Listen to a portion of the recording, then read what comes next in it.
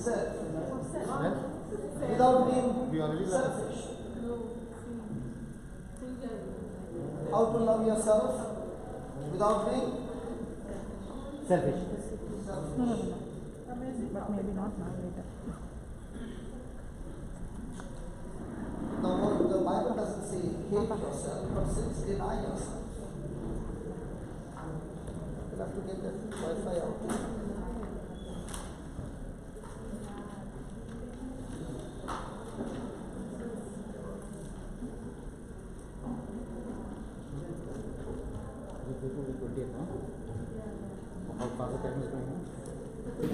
Are the spiritual truths helping us? Yes, definitely. Are you understanding what is right and what is wrong now? Yes. Or is it a fluke game? No, chess game. Hallelujah. Loving yourself without being selfish. Now, praise the Lord. Praise the Lord. We have heard the word love before, and there's a difference between a human love and God's love or God kind of love. The human love is always self-centered because it always demands performance from the other side, and if the performance is satisfying me, then I want to tell you that I love you. But if the performance on the other side begins to put pressure on me, does not satisfy me, does not fulfill my desire, then out of my mouth will come, I hate you. But the love that God has poured in our heart is His love. Praise God. And we are called to be servants who are flooded with His love, and this love is in the well. Praise God. Yes. Praise God. Hallelujah. Hallelujah. So love, I can love somebody with selfishness, and I can love somebody with selflessness. So the real love is born where there is no selfishness. Praise God. So real love is born out of selfless. When a person is self-full, then it becomes a problem. The more and more self is less, the more and more you begin to experience not only God's love but share God's love to others. Amen? Hallelujah. So we are to love God and others like we love ourselves. That's what Jesus said. You love God and love others like you love. Do you love yourself? Yes. Hello, do you love yourself? Yes. Did Jesus love Himself? Yes. Yes. But when it came for Him to lay down His life, was He willing to lay down His life? Yes. He loved Himself, but not being self-centered, but He loved Himself by laying down His life for us. Praise God. Praise the Lord. So when we love ourselves, we take care of ourselves so that it doesn't get corrupted or damaged, but at the same time, as a servant, always willing to lay down our life. Yesterday we learned what is life, and we learned that life is the sum total of my words and thoughts, feelings and emotions, decisions and actions, my desires and my goals and my dreams, my will. The sum total of it is my life. And the battle every day is, am I willing to lay down that life and take in exchange God's life and make it my own? Praise God. Hallelujah. Hallelujah. Hallelujah. So the battle every day is, do I really know that God loves me? And if I know that God loves me, then I also know He always has good things for me. The reason we panic is because we tend to doubt God's love. Hallelujah. Hallelujah. Hallelujah. Hallelujah. So the more and more the person understands that God loves me, the more and more he begins to become God-centered, and self-centeredness leaves him. Praise God. And that's what you find in the life of St. Paul, that he is not scared of death, he is not scared of hardships, he is not scared of any kind of tribulations, persecution, or whatever comes his way, because he knows one thing, that God loves him, Jesus loves him, and Jesus is always with him. Praise God. Let's go to Luke chapter 9, verse number 23 onwards. Luke 9, 23.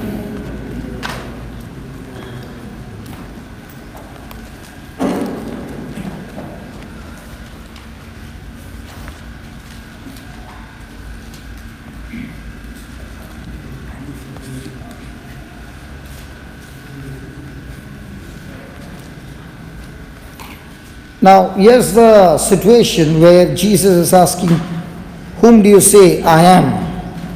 And Peter replied saying, verse number 20, Peter answering said, the Christ of God. And he straightly charged them and commanded them to tell no man that thing, saying, the Son of Man, next, the Son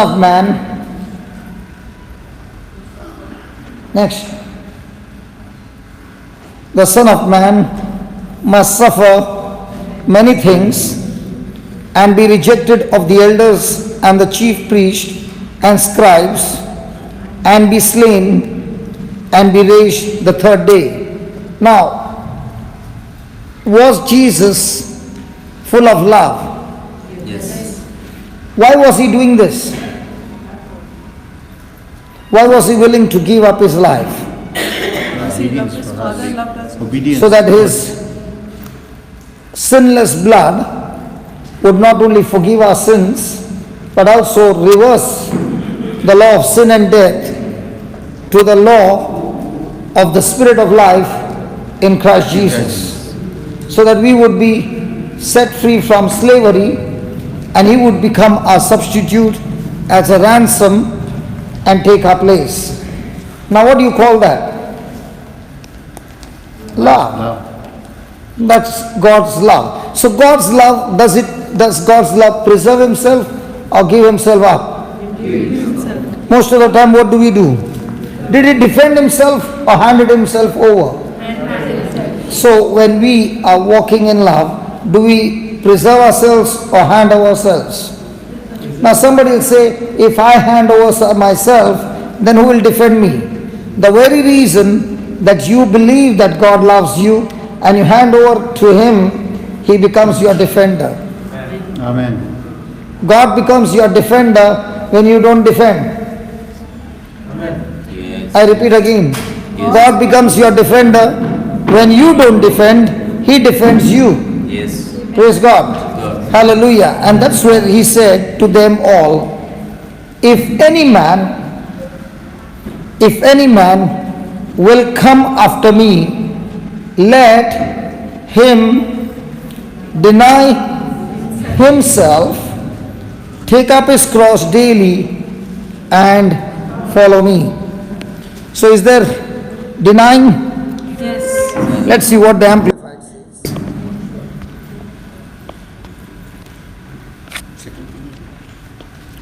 Luke 9.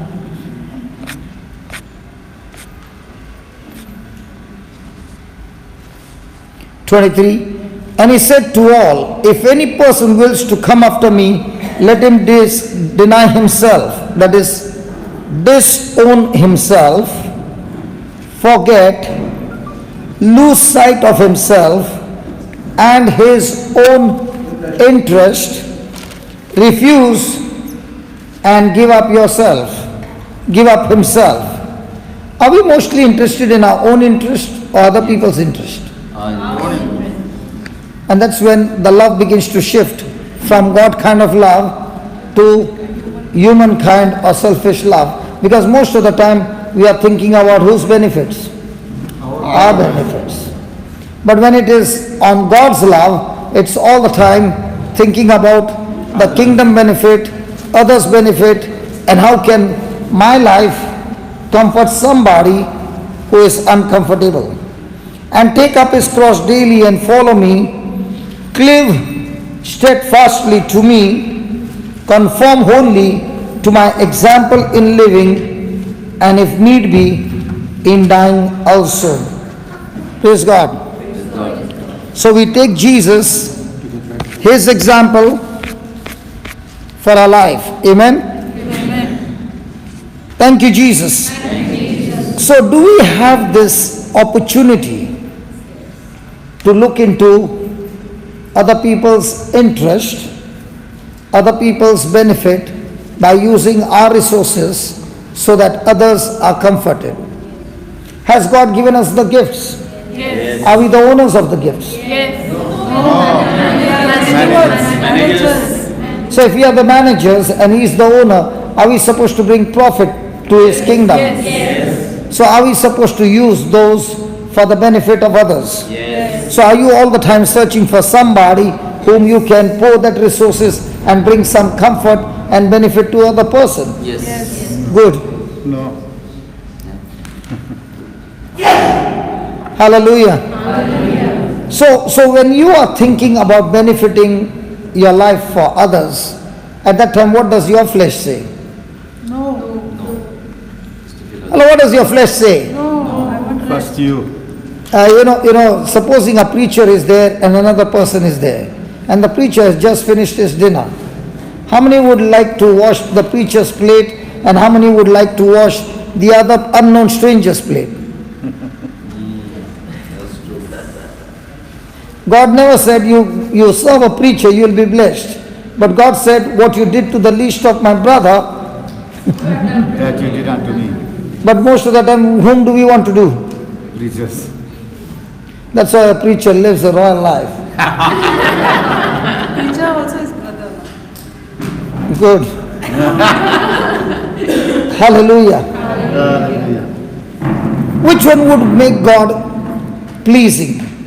A preacher who can do his own things and another person who is struggling. Struggling. But whom do we want to do? That's why God loves the reacher, not necessarily the preacher. God loves everybody. God blesses always a reacher who is reaching out, using his resources to bring comfort to somebody. Hallelujah. Hallelujah. I always see, there are so many, but many will come and say, can I wash your plate? I start questioning, why don't they say the same to somebody else? Is it right?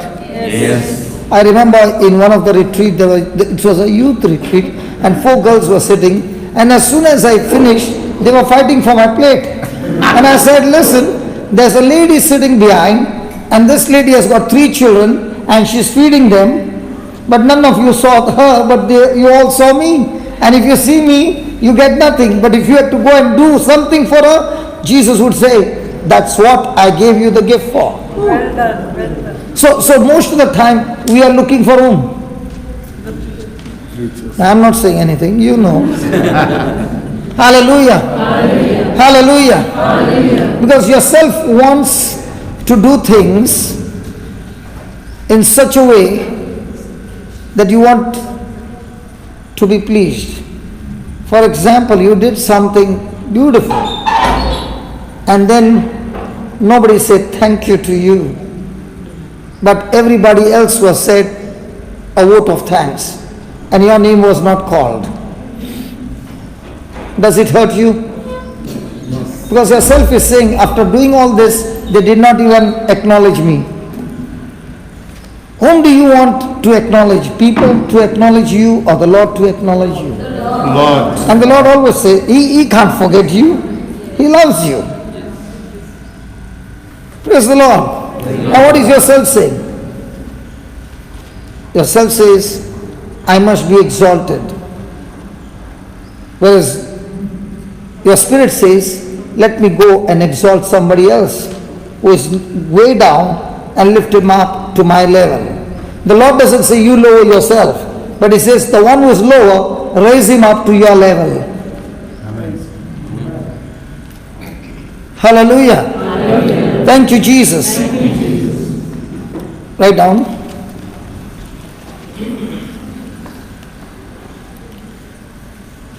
We have a will to follow Jesus. Agreed? Yes. We all have a will to follow Jesus. And that requires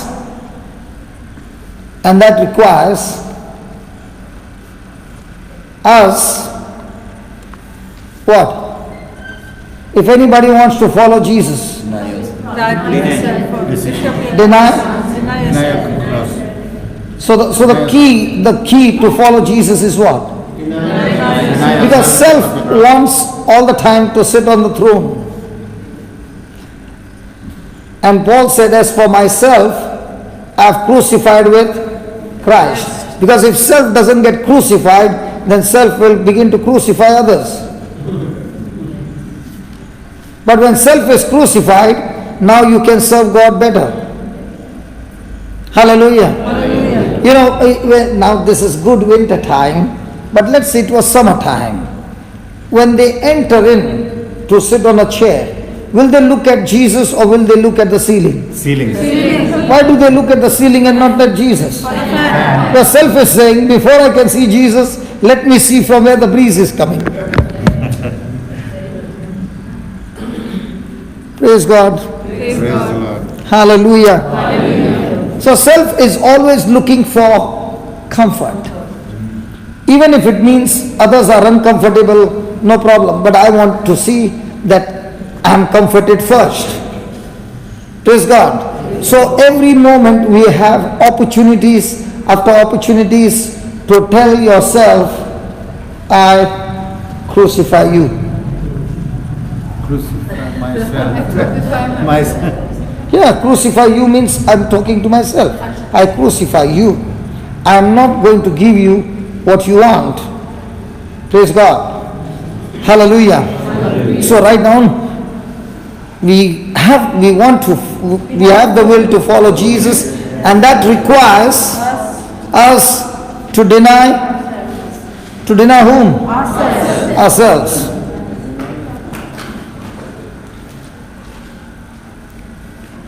Now what's the meaning of the word deny? Deny? To do without or put aside. So put aside what? Your desire, your flesh.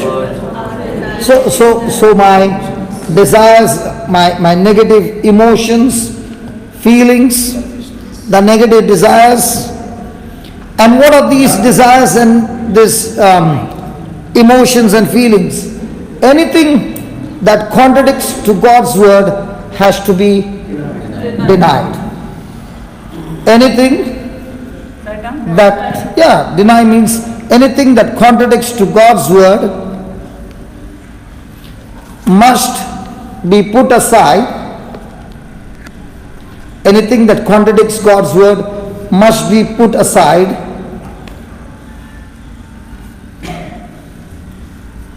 That is negative feelings, desires, or emotions.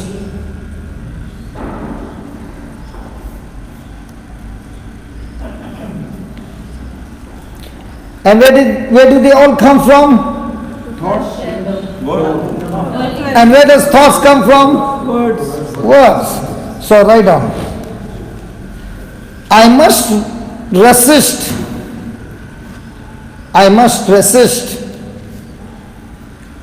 anything that opposes God and His word.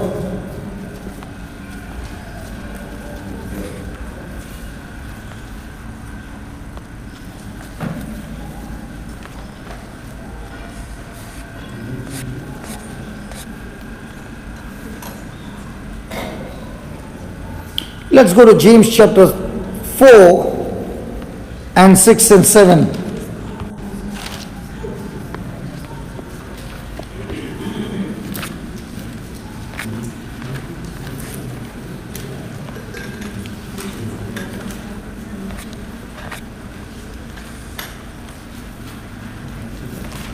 He gives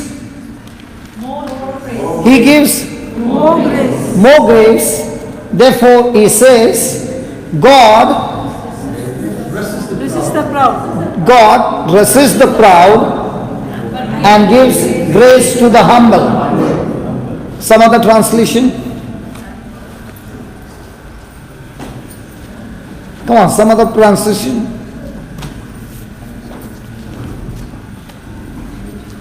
Okay, I'll read it from the Amplified. He gives more and more grace, that is the power of the Holy Ghost, to meet this evil tendency and all others fully.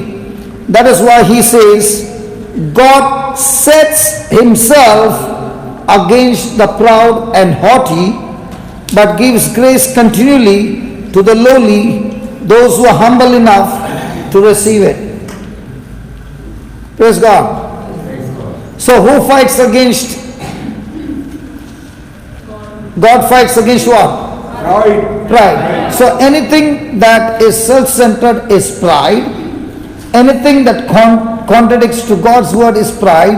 And the Bible says God himself sets against pride. Why does he do that? Yes, because? Yes, pride is the only thing that separates the person from God, and if he doesn't fight against pride, then that pride does qualify to take that person to hell. What about unbelief? And unbelief, all that is pride. Unbelief separates. Anything that contradicts to God's word. And therefore, God fights against the pride because he doesn't want the one whom he loves to end up in hell.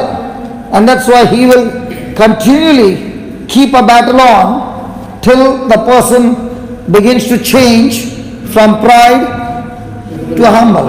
Arrogant also. It says God opposes arrogant people, but he is kind to humble people.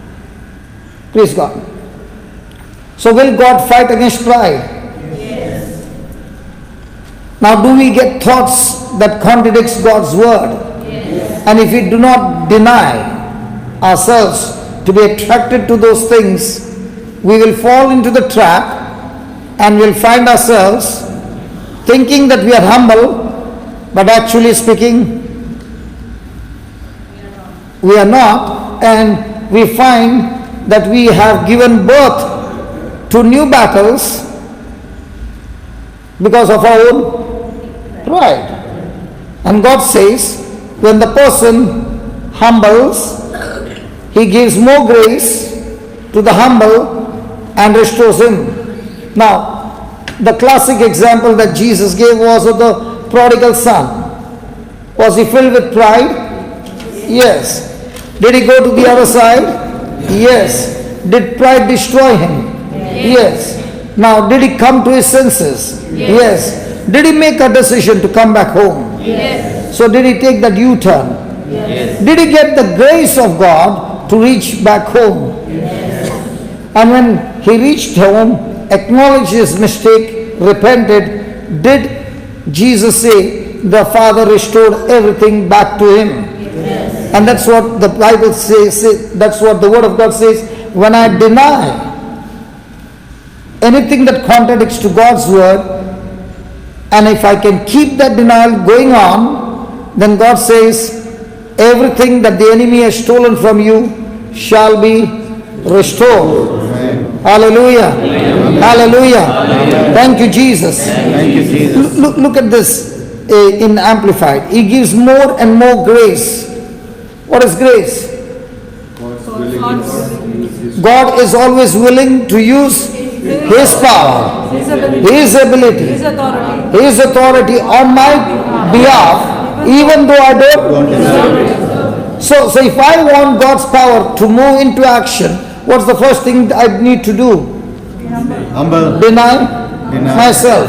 Anything that needs to make a correction, I need to make that correction quickly. And when I've only made that decision, I've not yet gone into action, I've only made that decision that I'm not going to go into that direction. God says, I will multiply my grace for you so that you will be able to get that decision into completion by my grace. Amen. Hallelujah. Amen. So you're not doing it with willpower, you're doing it with grace power. Just make a decision. A decision, and then God backs you up. That is why He says, God sets Himself against the proud and haughty and gives grace continually. God gives grace continually. Do we keep asking for grace? It looks like we are in a ration shop and God says, okay, now that you have asked me, I will give you. But that's not what the Bible says. The Bible says, the moment a person's mind aligns with God's word, grace gets multiplied. Amen. Give me 2 Peter 1 verse 2. You know, when you keep asking, God give me grace, God give me grace, I need more grace. You know what it looks like? God has kept the grace away from us. Yes. It looks like it's a ration shop. Okay, tell me how many? Pav kilo? Okay, I'll give you 250 grams. The knowledge of Look what He says.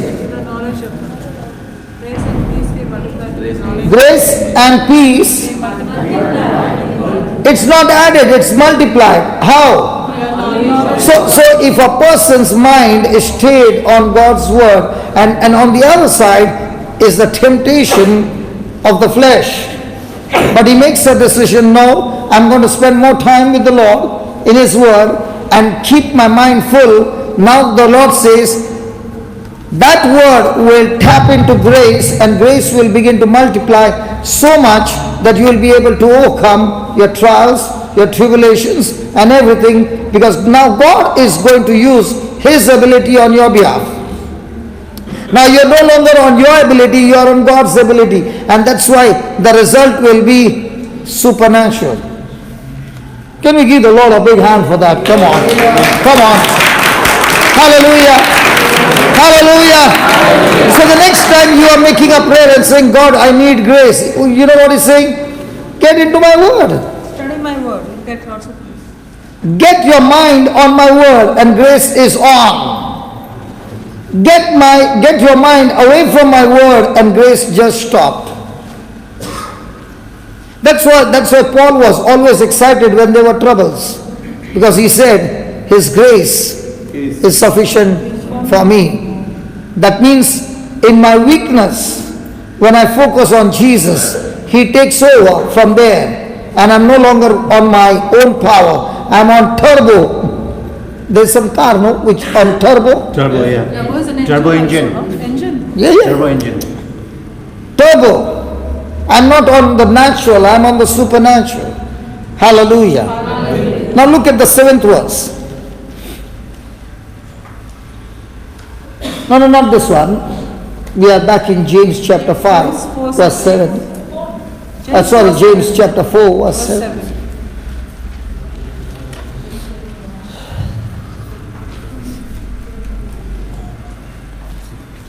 Submit your spouse. Submit your spouse.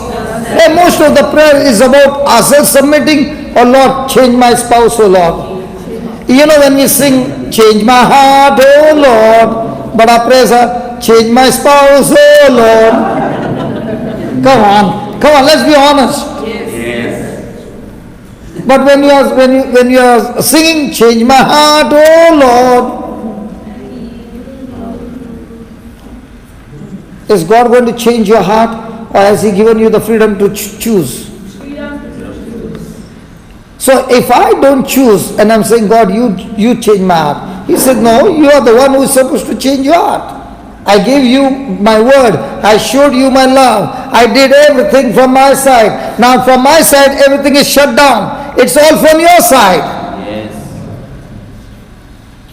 Because when your heart doesn't change, who is to be blamed? God. Because He never changed my heart. But what's the Lord saying? Submit. What is submit? I have my own desire.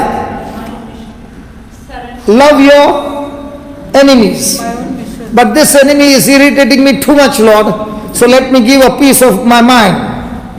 And the Lord says, submit yourself. Means what? Means what? Are you going to give back? No. So submission means I have my mission, but I choose to be under somebody else's mission. It's submission. There's a nice translation which says, place yourself under God's authority. Yeah. Yielding to. Be subject therefore to God. Yielding to, or we all want to carry on our own mission. What is mission? To fulfill my desire is my mission.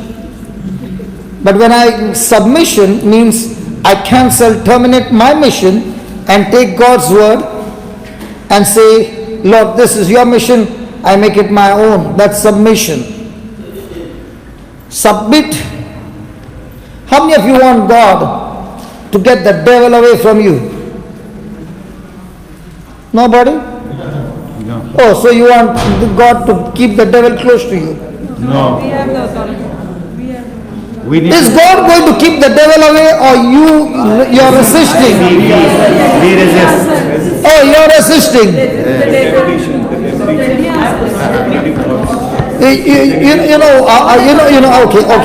Okay. You know how the Lord gave me an example of this? Those who are from Bombay, they will understand. In Bombay, we have got a lot of stray dogs. And at night, they come out like gangs. They have got their own gang. And when you are walking at night, they come after you barking, but they don't come and touch you unless you run. Till then they will come very close, they'll bark. And as they are barking and you're walking, you see a stone on the road, a small one. And you're walking slowly and you bend to pick up the stone. By the time you have picked up the stone and taken a U-turn, the dog looking at the stone in your hand has also taken a U-turn. Praise God. And by the time the stone has left your hand, the dog has already started his move on the opposite direction. And that stone doesn't hit him but falls very close to him, and there comes the sound.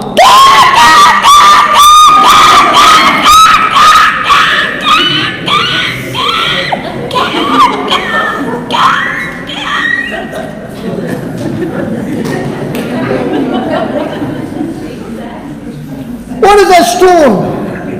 That stone is the word of God, that you open your mouth and speak your faith-filled word, and the devil, and the devil Has to flee. Nani, in Ireland I saw none of your dogs bark.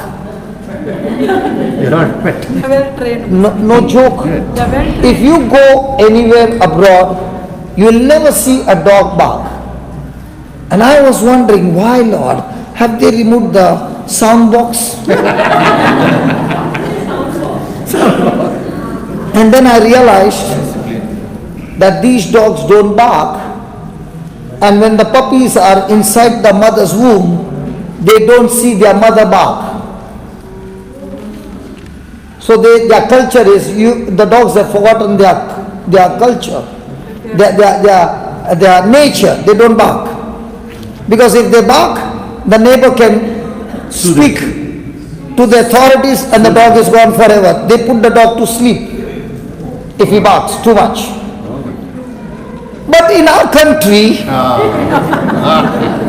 Not only dogs. even before the Not mating, only dogs. even before the mating, even before the conception in the womb of that female dog, the puppies are all the time listening what? Barking. So by the time they come out barking.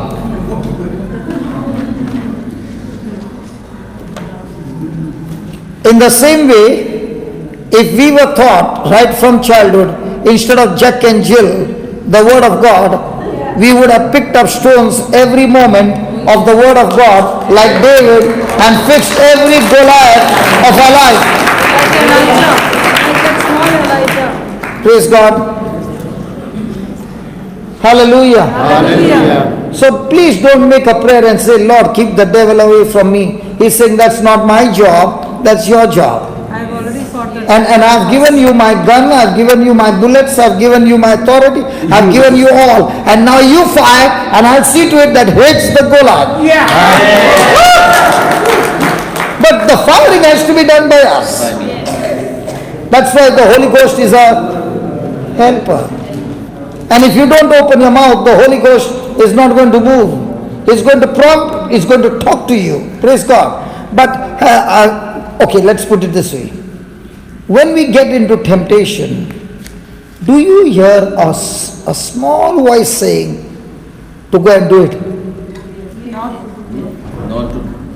None. I'm talking about the temptation. I'm talking about the stranger talking to you. Does the stranger talk to you? Yes. Do you need to pray? Come on, devil, talk to me, talk to me. Devil, please talk to me. He automatically. He's shameless. He comes and talks to you. Whether we want Do we hear it? Yes. That's why our emotions change, our feelings change. Yes. Do you know how he talks to you? Everybody knows. Yes. Yes. If you did not know, then you wouldn't have committed sin. Hello? Yes. And when the pressure comes too much, he takes over your mind and you fall. Now just the way the stranger talks, in the same way, when the word of God is in your mouth and in your heart, out of that word, God begins to speak to you. And when a person submits to that word that the Lord speaks to you, that's the time Satan flees from you. Amen. Because if you don't give in to that temptation and fight with the word of God, that's why you will find one day you are able to resist a big temptation, but the next day you must have been tired or somebody irritated you and you are off mood, and there comes Satan and beats you in that area where you were fallen before. And he gets hold on you. he gets pressure to push that gate where you had fallen before, and he get easy access in that area, and now he has taken over you. Praise God. Hallelujah. Hallelujah. Thank you, Jesus. Thank you, Jesus. Thank you, Jesus.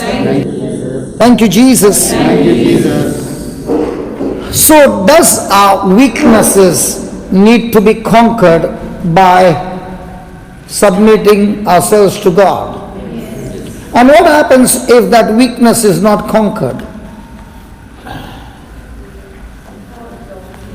If I do not submit to God, then I cannot resist the devil.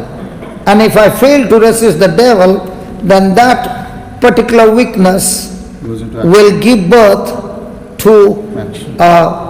Sin. a tragedy that can destroy you, your whole family, your whole household. So can we write down that an unconquered weakness, And an unconquered weakness will always give birth to a tragedy. Give birth a tragedy. to a tragedy.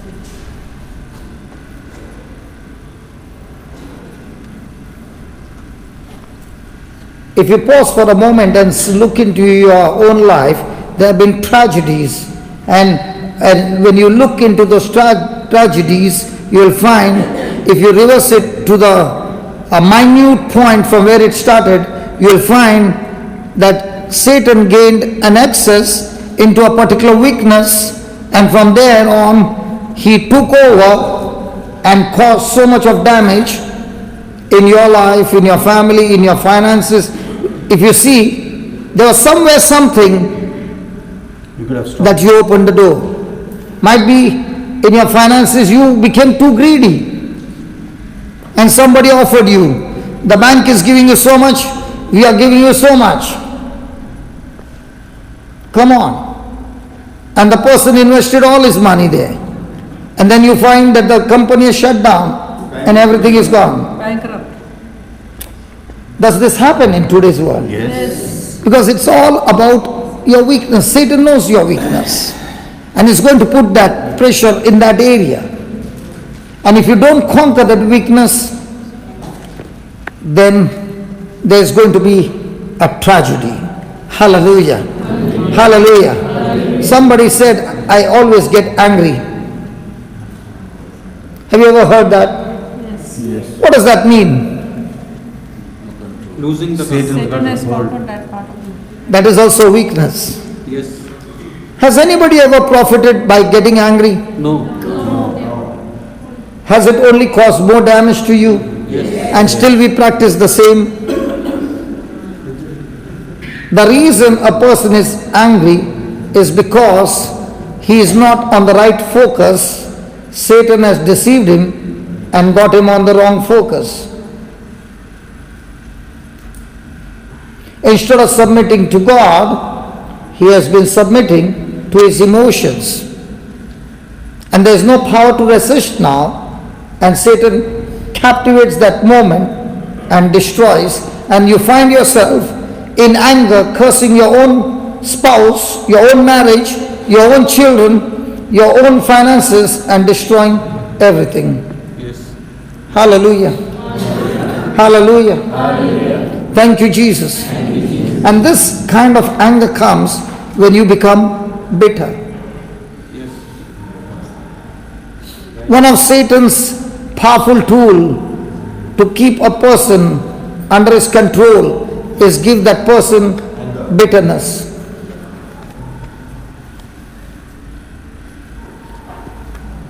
And that bitterness is more dangerous than betrayal.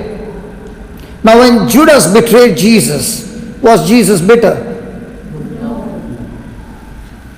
When somebody betrayed you, were you bitter? Yes. And what did that bitterness do?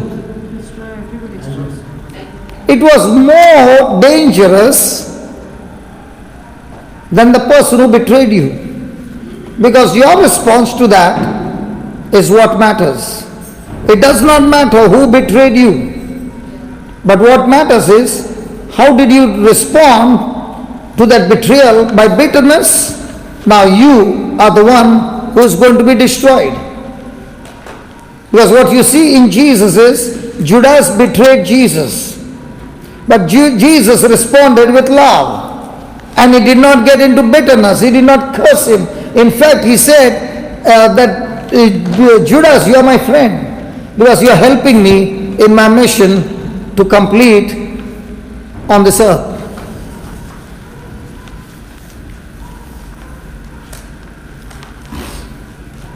Are we there? Yes. Is the Lord talking to us loud and clear? Yes. Come on, warriors, servants of God. And when you are a servant and you are doing something good, and you're continuing to do something good, do you think bad things will happen? Surely it will happen. Why? Because the devil wants to beat you up when you are doing good. And that's the time you begin to quit, you want to give up, you want to fight back, you want to do something. And that's where you open the door for massive destruction. Hallelujah. Talk loudly so that everybody hears. I just remember one of my students who was in love with somebody, okay, and that person ditched her and she felt so bad, so she wanted to commit a suicide and a lot of things. And then she came for counseling. After some time she was a bit okay. She went home for almost one month, and after coming she did not call me for almost 1 week, and I called her back. I said, I don't want to talk to anybody and all that. So why God is doing like this with me? Because that man is always roaming with other girls and he's doing this and that, and I'm so much in pain and God doesn't do anything. So I just got connected with that and remembered that. Yeah, because there is betrayal everywhere. And in that betrayal, the devil keeps reminding what the other person has done and can keep that person into a shell, that person gets tormented day and night, but the person who betrayed is enjoying. Okay? And that bitterness can not only keep that person in that torment for weeks and months, but that person can even attempt to go and give up his life. And that's why bitterness is extremely dangerous.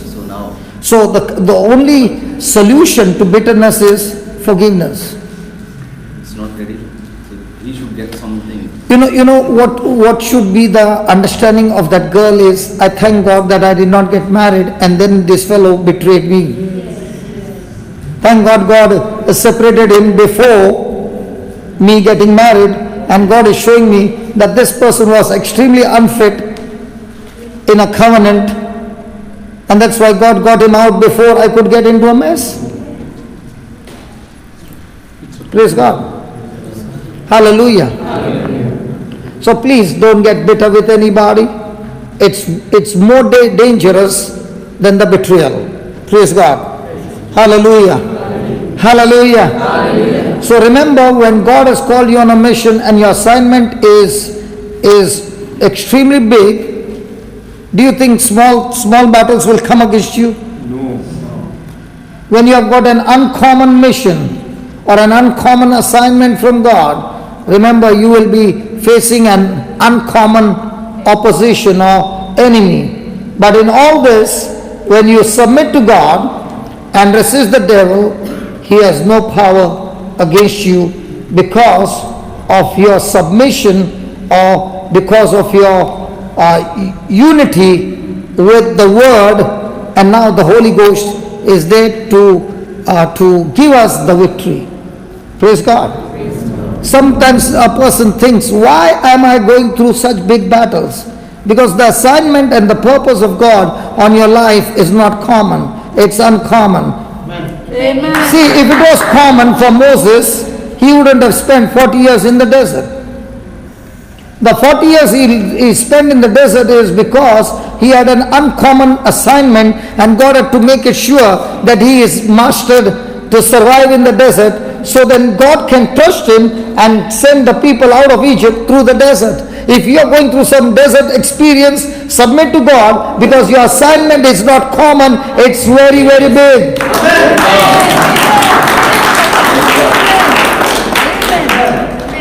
Amen. That's why it says, Amen. an uncommon assignment will always attract an uncommon enemy. Are hasna? That's why our battles are not small, our battles are big. Because our assignments are not small, they are extremely big. Hallelujah. And that's why God wants to train us for big battles. Tell your neighbor, he's talking about me. Hallelujah. Hallelujah. Thank you, Jesus. Thank you, Jesus. So remember, when you submit to God, you are giving up yourself. For what? To be filled by God, to be filled with God for a future. So the more you empty yourself, God fills you for the future. So when you're emptying yourself, you are emptying in the present, but God is filling you for the future. Amen. He's saying, what you got? Submit. Give it. and I will fill you right now for your future. But if I'm not submitting, that means I'm not trusting, and now I cannot resist the devil. The devil deceives me and destroys me. Amen? Amen. So do we need to submit to God? Yes. Is it going to be an advantage for you? Yes. Or do we want to oppose the word? No way. But do we Yes. many a times in a day oppose the word? Is it going to give room for tragedy? Yes. Praise God. Praise God. Hallelujah. So write down. Is it interesting? Yes. Yeah, I know that. Because we all go through the same trap. Yes. It's just like a mouse trap. When the mouse gets caught, then the owner of that trap decides what to do with the rat. He can open the trap and let the rat go, very rare. Two, he can take a hot water bucket and put the trap inside. Hot water plus getting drowned with suffocation. Or he can, Flush him down. sackcloth. What do you do? Bang him out. And hang him on the wall. Yeah. Your side, okay. They put a bag open, the rat, as soon as the door is open, runs into the bag, then they close the mouth of the bag, and 1, 2, 3, and down the ground. And what about the rat's door being opened in front of the cat? And what about flushing the top? Flushing it out. What plastic? You flush the rat. Flush the rat in the toilet. Flush, no? He'll come out from the other side. You won't come out of the other side. Hallelujah. Can you imagine all that and think about the same thing that happens in our life by the enemy laying down the trap? Yes.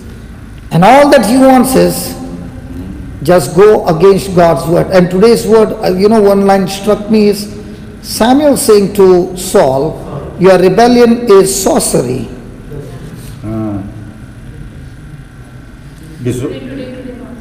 It's idolatry. First. It's worse than sorcery and idolatry. What? Rebellion. Rebellion. So if I fail to submit to God, then I will end up submitting to the devil. But one thing sure, I will be submitting to somebody. If I submit to the devil, now he will think what to do with me, because I am in his trap. Okay. Praise God. I must resist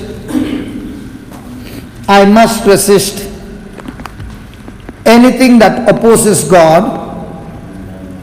I must resist anything that opposes God and His word.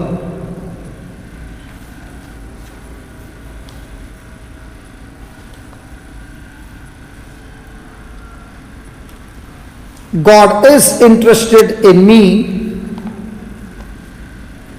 God is interested in me denying myself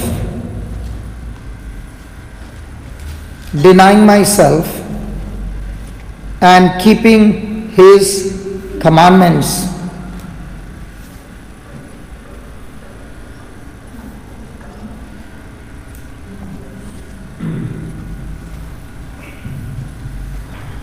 Hallelujah. Why does God say to keep His commandment?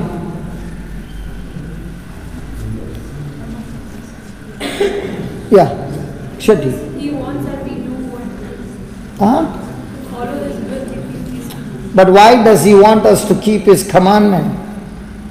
So that we sin not. Because His love is perfect. So he dwells in us complete. Because He is the one who has, yeah. Huh? Yeah. The reason is because He is the one who has made the laws, the spiritual laws. And He knows when a person goes out of this law is going to be on the path of destruction. He knows that the enemy is going to deceive this person. And that's why out of love, he says, don't go away from these commandments. Now, will a mother give a small child a matchbox to play? No. Why not? Well, the mama knows that this matchbox will not only damage the baby, will even damage everything else. But will the mama give you matchbox now, baby? Yes. No, you really? Because she knows now you will not misuse it. And that's why the Lord wants us to follow His commandments, because He doesn't want us to be destroyed. Why was mom not giving when you were small? Because I would have harmed myself. So, if you are going to harm yourself, is it going to hurt her? Yes. Well, it was your body, not hers. There is something called as love. So, God wants us to keep His commandments as a demonstration from our side to prove that we love Him. For example, not now it is different. Our time we used to give a small letter to a girl. I love you. Now SMS forward, everything is there. And if the girl gets angry, I was just forwarding the message. Our time to just give one letter would be such a difficult moment, and her friend would become my sister. Channel. And then that Moses, don't remind her of the old days. Nancy, is he reminding you of his letter? 100 pages letter is to write. How much? I don't know how can I read, so long. It's a novel. When I was in England, used to write me letter from the 100 pages. And you still got married. So just writing 100 pages, after getting married, how much would you talk? Then he stopped writing. Because your reply came in 3 words. I love you. Praise God. Now, how many times does a person keep on reading that? Again. So many times. And when you get a letter, you show your friend, see? Now, that's a human way of expressing love. But when it comes to Jesus, and you say, Jesus, I love you, the next line would be from Jesus, give me the proof. Does any girl, when she receives a letter saying, I love you, say, the next line word is, show me the proof? Only the eagle does it. Because the men can say, I don't know, the men can say, darling, I love you so much, I'll bring star for you. And the girl gets so much impressed, my God, he loves me so much. And then she gets married to that person. And till today, even the Christmas star has not come.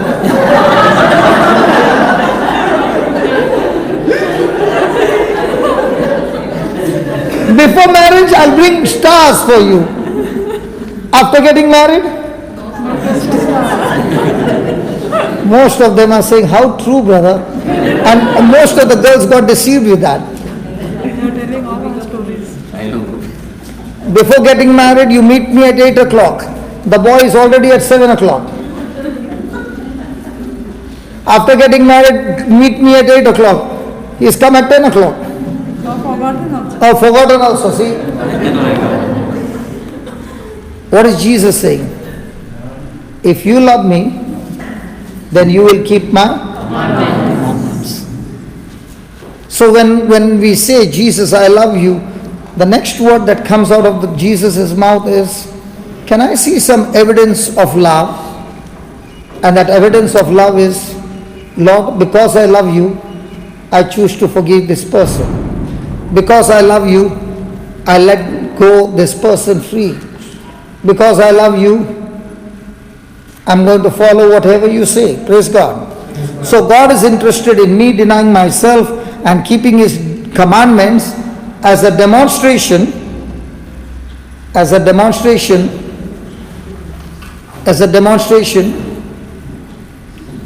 of my love for Him, as a demonstration of my love for Him.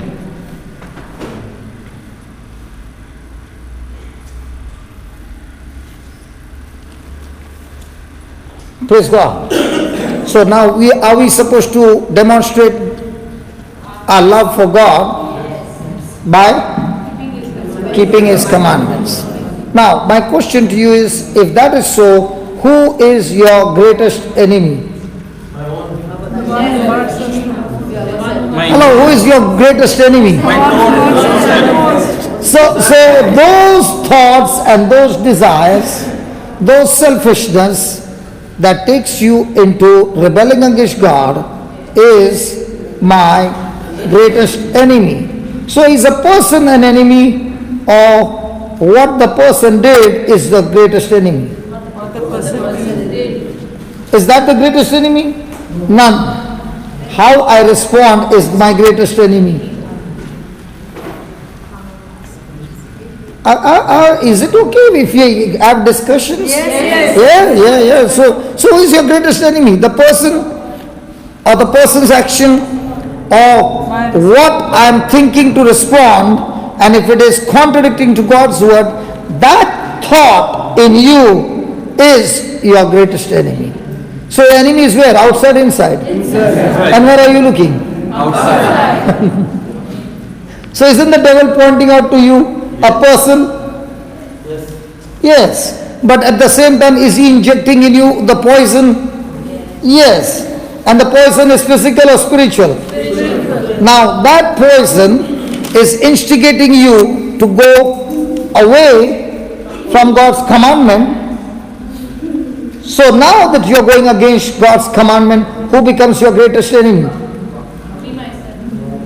Not you, but the process that is going on in your mind that contradicts to God's word, or that selfish desire is your greatest enemy because it goes against God's word. So anything that goes against God's word is your enemy. Not your enemy, greatest enemy, because that enemy is able to go and break everything that God has given you.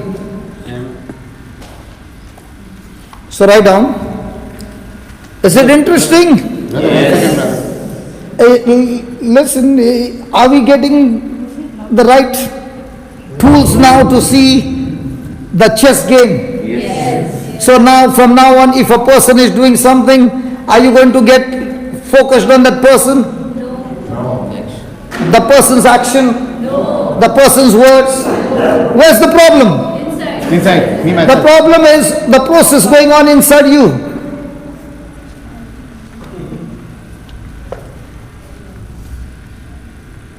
Because the process going inside you has the capacity or the potential to destroy you. It was not a problem when Satan said, you eat this fruit. The problem was the word that was processing inside Eve and Adam was his greatest enemy.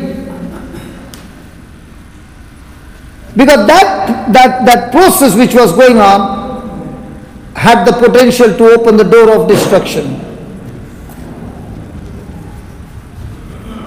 So the most of the time our focus is where? The person. But the Lord is saying, no. My response. The person is not. The process going on inside you to respond is where the real problem is. Yeah, John. Brother, we had this talk before also. It was said, you gave many examples that when things happened, the Holy Spirit told you, stop. And therefore you were able to control and things didn't go any further. And at the same time... Not only it did not go further, it did not deteriorate. It promoted you to the next level. Yeah, exactly. Yeah. Okay. And at that time also I told you that for me, on the spur of the moment, boom. One second, listen to me. I blast it out. But the very next moment, maybe a second after that, I am saying, Jesus, I'm so sorry. It has happened, it's happening almost every time. Okay, now my question is, at the moment you blasted, did the seed get activated in somebody's life? Now, did that seed carry the poison? Yes. So, did you sow the wrong seed now? Okay. Will you reap the wrong harvest? Instead of saying sorry. I'll ask you a question. You brought a brand new car and the driver parked the car reverse with the wall behind. Even if you get angry, will you put a reverse gear? No. You got very angry and will you ever put the reverse gear? Because you are good in driving. Will you put the reverse gear? I'm asking you. Even if you are angry. No. Because you know that reverse gear will cost you a lot because your car, a brand new expensive car, will be damaged. And you will not put because you know. The day you know that the moment you activate the wrong seed, it has the potential to destroy you and it will cost you a lot, even if you're angry. Now, you know, I'll give an example. No, No, I'll give you an example. सुन ना, एक minute सुन. मेरा problem solve नहीं होता ना. अरे तेरा problem solve कर देना, सुन ना. When you are in Dubai, at the immigration, the queue is very, very big. And the officer will tell you, come this side, come that side, and he might put you in the longest queue. Yes. You won't even open your mouth. Definitely not. But the same person comes to India. And that fellow says, go there. Do you argue with him? Yes. How come you did not argue with him there? You are an angry man. How come you know to control your anger there and you can't control the anger here? Because you know the consequences. The law Your of the family will never see you again there. The law of land, yes. So the day you understand that by getting angry, the damage that is going to happen, you don't want to go. Sometimes I don't even think it's anger. Because it's inbuilt. It's Yeah. So, no, so one second. You said it's inbuilt. Therefore, you have to break it. Wait. Therefore, the devil has got hold of me. Therefore, I am not submitting to God. But that's false that I am not submitting to God. I am all the time, most of the time, a long part. But you are not vigilant. On guard. बोल बराबर. On guard. What's happening behind, I don't know, but only this way. For example, now suppose I'm talking to my boss, and if he says something to me, I can't blast him. But if I'm with But you will go and blast inside your cabin, not in front of in him. front of him, I will not do it. No, But and that blast is also Because I know the not in consequence of anger. that. It's just spur of the moment. So please, Yeah. Please. How do I take control of that? That's the question.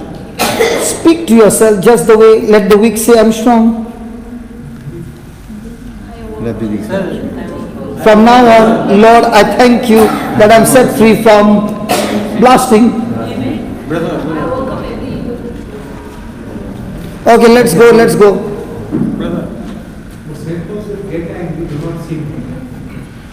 that is holy anger. Holy anger. That is holy anger. That's not this. This is not holy anger. No, he's talking about holy anger. He's talking something.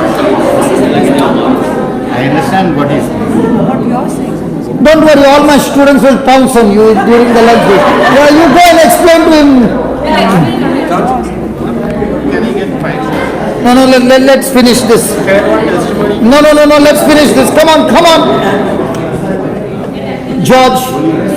George, everything was going on fine. You opened your mouth and the whole class got dispersed. Okay, let's continue. All the students pounced on him. Hallelujah. So write down. If I put that Luke chapter 9 verse 24.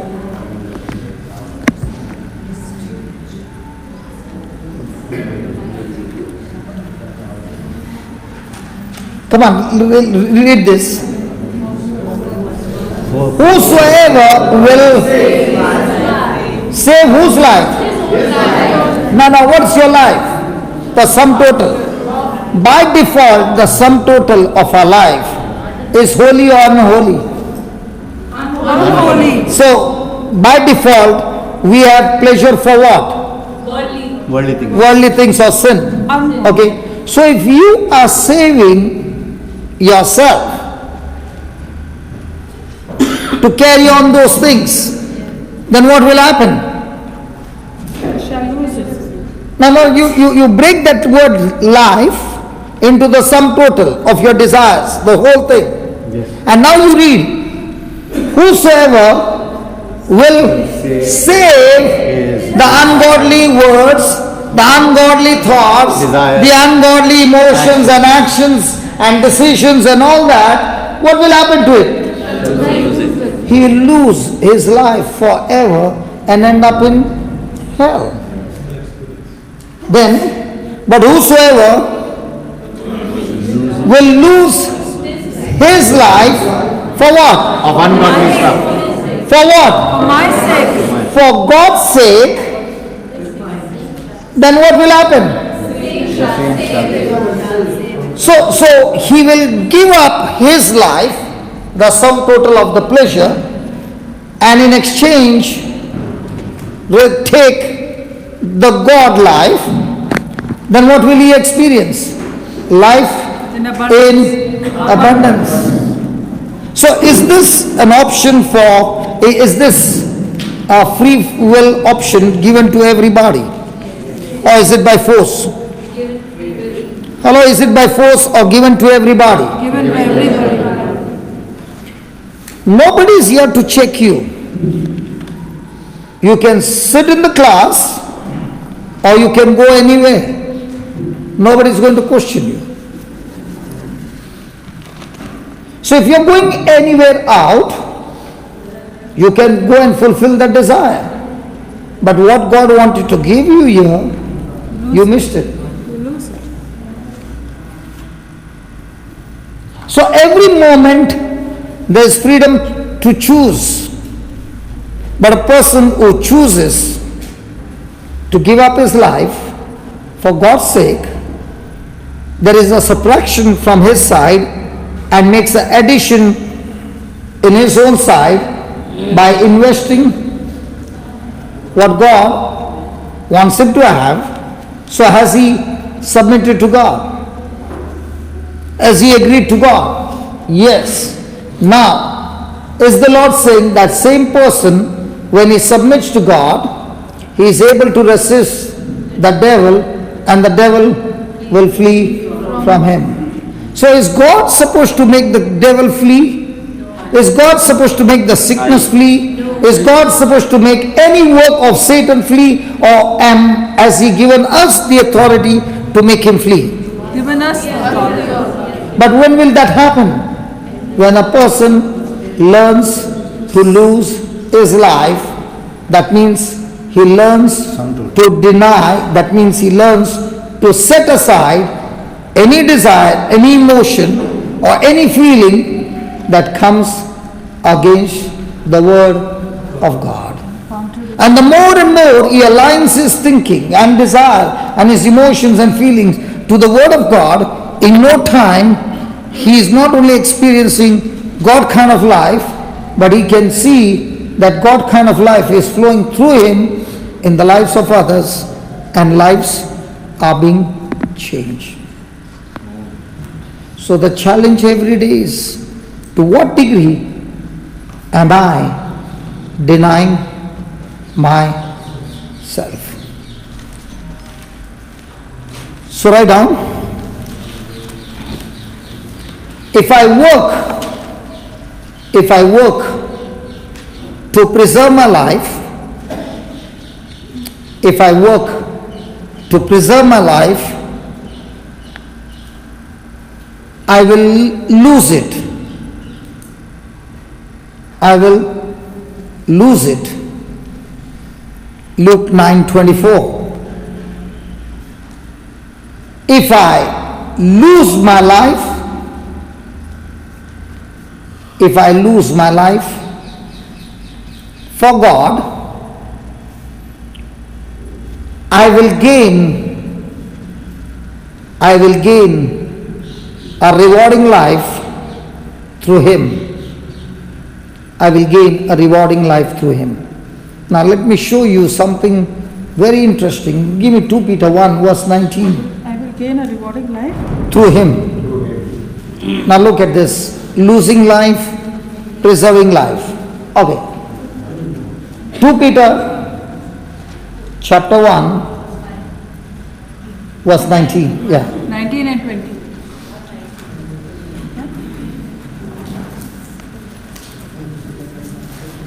Make it 2. 2 Peter 2, 19. 1 Peter to the thankworthy one.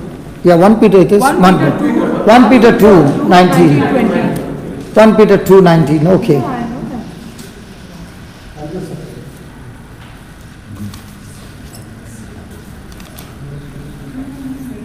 1 Peter 2:19.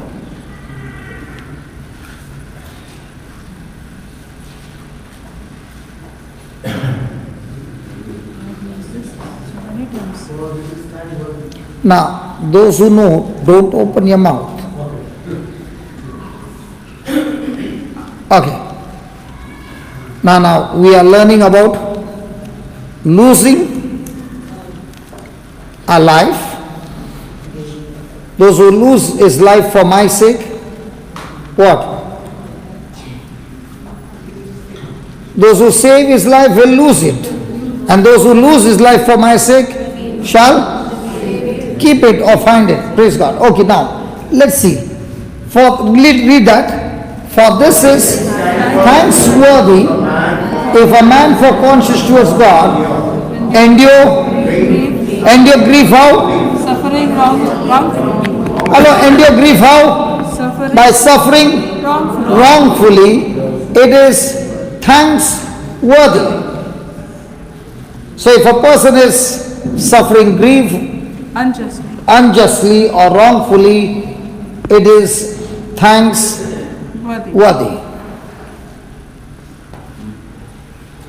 Is it right? Thank God the scripture is on the screen and yet they don't want to answer. Is it right or wrong? Right. It is thanksworthy. If a person is going through grief in life, suffering wrongfully, unjustly, right? Right or wrong? At least talk something. Yes. Absolutely wrong. See, if a person is saying, I am suffering wrongfully, I am suffering in grief wrongfully or unjustly, and it is thanksworthy for God, your answer is wrong. Let me give you an example. I am the boss and John is working for me.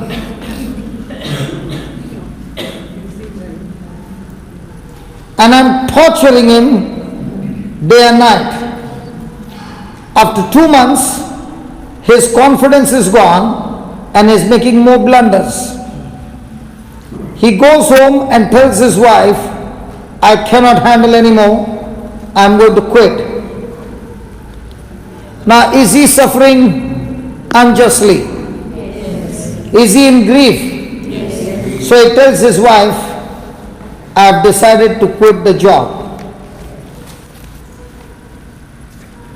So the wife tells him, listen, my darling, my sweetheart, my honeybee, oh sorry, my honey,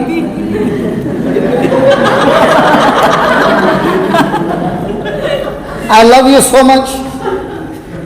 You are the only person who is bringing money home and you have been taking care of the family so nicely. Children are growing. One is already in college. The education loan, the house loan, all these expenses. And if you quit the job, God only knows when you will get the next job. We will be in trouble. At least not for my sake, darling, but for the children's sake. Bear it. we will pray together for the boss. So John gets a good, warm hug from his wife, builds up his confidence, goes back to work and continues to work. Now, is he still suffering wrongfully? Yes. So is it thanksworthy? John answered. No, no, no. Come on. No. Why? Is he suffering? Is it thanksworthy? Oh yeah. Tell me. Now George is giving a right answer. Assembly brother. Yes, brother George. Tell me. Compromising suffering. What is that? Scientific answer. Yeah, tell me. Define. Because he knows that the family should not suffer, he is making a compromise agreement with the wife. So he is undergoing suffering. So it is not thanksworthy. If his heart didn't accept, still he is continuing there. But he's praying for his God. He is praying for his God. So it's thankful. You all missed it. Read the line correctly. He is going to work with his mind that Jesus, you suffered so much unjustly on the cross, and I'm going to take this opportunity that even though this boss is torturing me, I'm going to respond to this boss the same way you responded on the cross with love.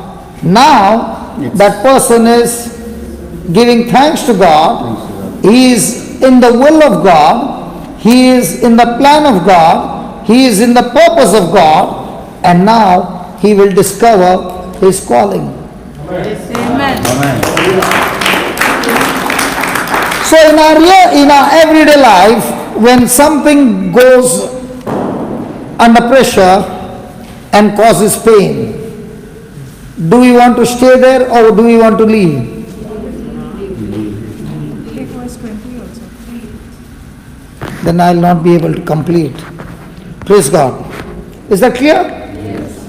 So whatever you suffer, if your response is for some other reason, then it's gone wrong.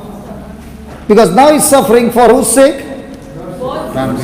Family's sake, children's sake. Conscious But towards when you're God. conscious towards God and saying, Jesus, for your sake, I'm ready to go through, it becomes different.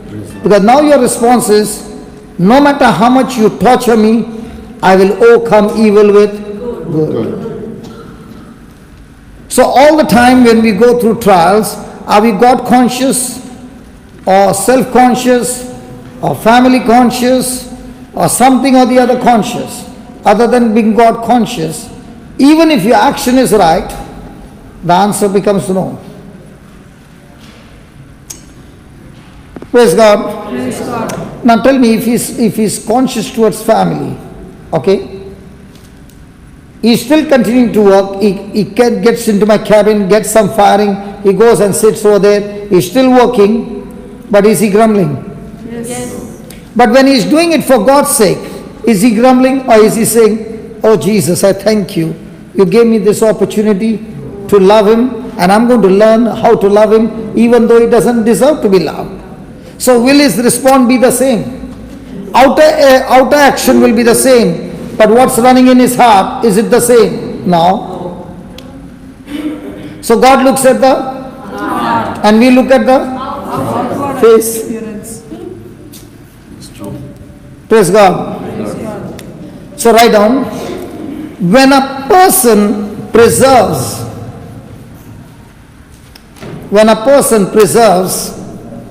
his selfish desires, when a person preserves his selfish desires,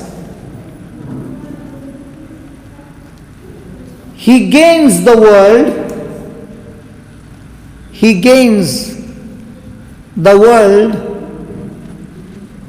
at the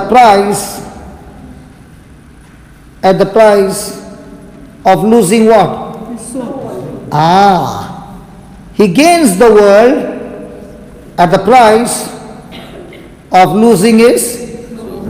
There are so many times people come and say, I'm praying so much, I'm doing so much, but look at the next door neighbor, doesn't even go to church, and look at how much things he has. Yes, he is gaining the world, but what is he losing? St. Francis Xavier says, what is a man gain the world? It's there in the Bible. Yeah. So most of the time, are we saving our soul or only looking at the gain of the world? So is there going to be an exchange? Did Judas exchange 30 silver coins for his soul? So what's the cost of your soul? Did Satan offer him 30 silver coins for the price? So can there be a price tag for our soul? Is Satan making a deal every day? Yes. And are we for sale? When I don't preserve my selfish desire, I am not for sale. When I preserve, when I long, when I store those selfish desires as treasures deep down in my heart, my soul is for sale. And now the Lord wants to ask each one of us who love Him, what's the cost of your soul? Jesus paid the price for a soul with His blood and His sacrifice on the cross. That's the price of a soul. But Satan wants to buy that same soul by giving us the pleasure of this world in exchange of the soul. And that's why Jesus says, the one who loves me will keep my commandments, because if he doesn't keep his commandments, then the person is selling off his soul. Hallelujah. Thank you, Jesus. Put that Luke 9:25.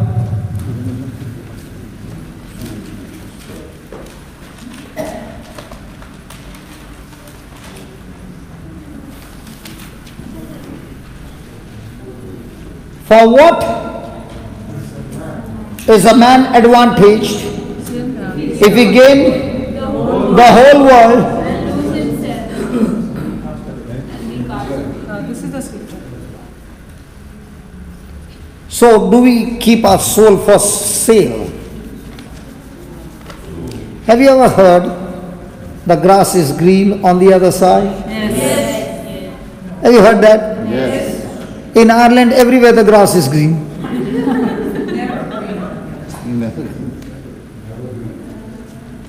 The world keeps telling you the grass is green on the other side. And that's what the prodigal son thought. The grass is green on the other side. And he left the father's house. And then he realized after going there, the grass is not there at all. Forget about the green. And that's what the devil keeps telling you. When we are in the Lord's kingdom, come out and I will show you how beautiful and green and glittering is there on the other side. And actually speaking, on the other side is the hell.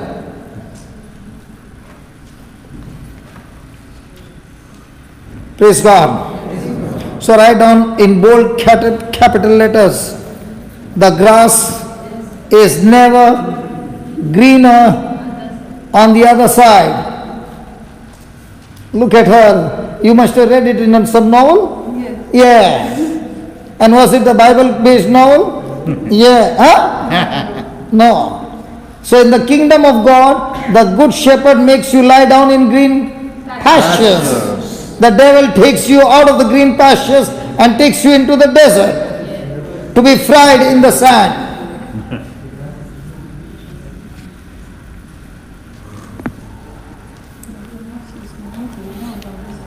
Give me 1 John 3:16. 1 John 3:16.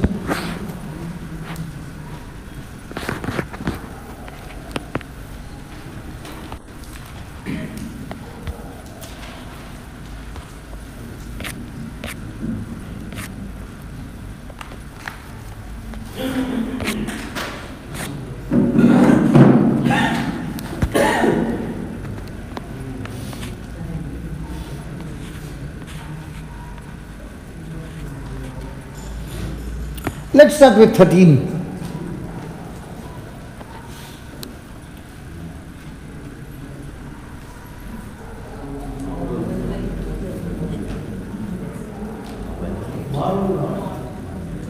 Yeah, read. Marvel not, my brethren. So the world is supposed to hate you or love you? And what are you expecting?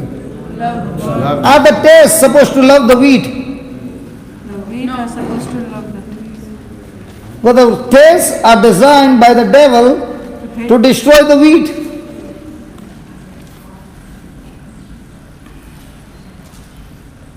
So if you are a wheat, are you expecting the world to love you? And when you are expecting the world to hate you, does it surprise you? No. The problem is we come with an attitude that the world is supposed to, Love us. and when they hate us, we get Annoyed. hurt. God. And Angry. but when you understand that the world is supposed to Hate us. hate you, it's a proof that you are in the right kingdom. Amen. Amen. But when you retaliate, you went out of the kingdom. Lost. Praise God. Praise the Lord. Hallelujah. And that's why Jesus said the beatitude, Matthew chapter 5 verse 9 and 10 or 10 and 11. 11 and 12. 10, just start with 10. Matthew 5, 10. And don't only put the scriptures, read it.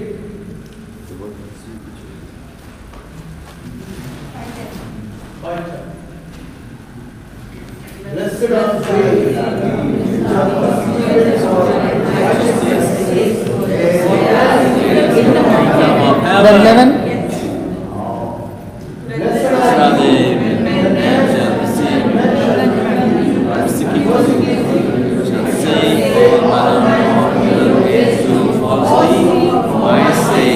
So are you blessed? Yes.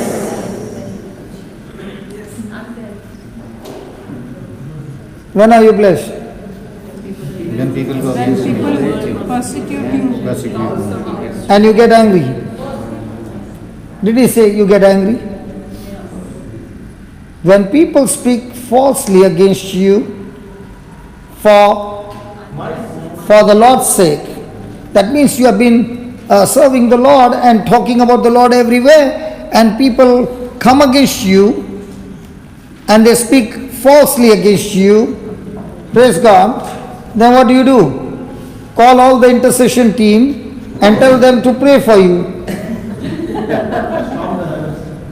I don't understand, the church does that.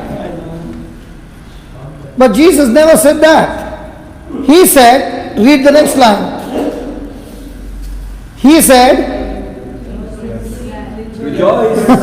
he said, Rejoice. he said, he said, he said. So the next time somebody comes against you falsely for the Lord's sake and speaks and persecutes you and does all kinds of nasty things against you, what are you supposed to do? Rejoice. Get bitter. Rejoice. Not just rejoice, but be exceedingly. Why? Why? Because we have a great reward in heaven. Why? The reward.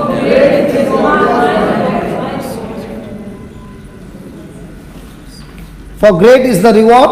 Amen. Then, so persecuted they, the prophets which were before you. Now do you know who you are? Now do you understand hell has taken notice of you? Yes. Now hell has actually given you your identity, who you are.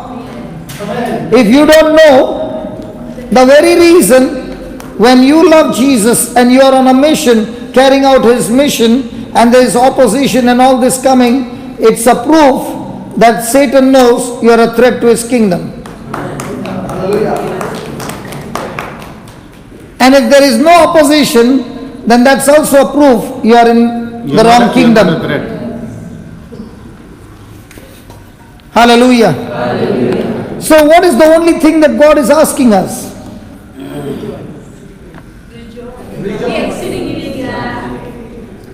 What is the only thing that God is asking us? Obedience. Obedience to his commandments. That's all he is asking us. Nothing else. And the more and more a person is in obedience, he is saying, Lord, you said rejoice. I don't feel like, but I'm going to do it anyway. Get a cake, put some music, and start cutting the cake and start celebrating, because he just said there's a great reward. If you rejoice and dance, there's a great reward. And when you're cutting the cake and rejoicing, you can even visualize the reward released from heaven. Hallelujah. Hallelujah. Thank you, Jesus. Thank you, Jesus. Thank you, Jesus. Thank you, Jesus. Praise the Lord. Praise the Lord. Hallelujah. Hallelujah. Hallelujah. Hallelujah. So when you are rejoicing, you become a champion. When you are sitting and mourning, the champ has not yet finished his training. Ask me. Ask loudly. Yeah, we know that church is built on Jesus. Yes. Okay. A word of God, we can say. Can church oppose a person who is spreading the word of God? Listen, Jesus, the word of God says persecution will come from within the church. It is undigestible. It's true.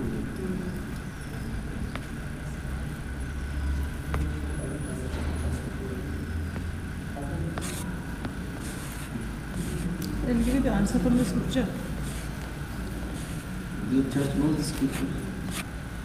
Listen. Are you the church? Yes. Yes. Do you know all the scriptures? So also, there are all of us who, out of ignorance, fall into the trap of the enemy. Yeah. Snare of the devil.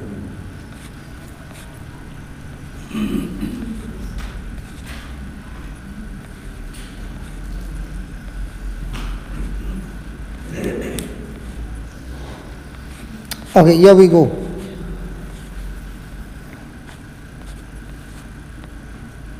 Acts 20:22. You know, this happened to me when I was just about 5 or 6 months born in the Lord. And that's the time the Lord began to teach me. Go to 20:22.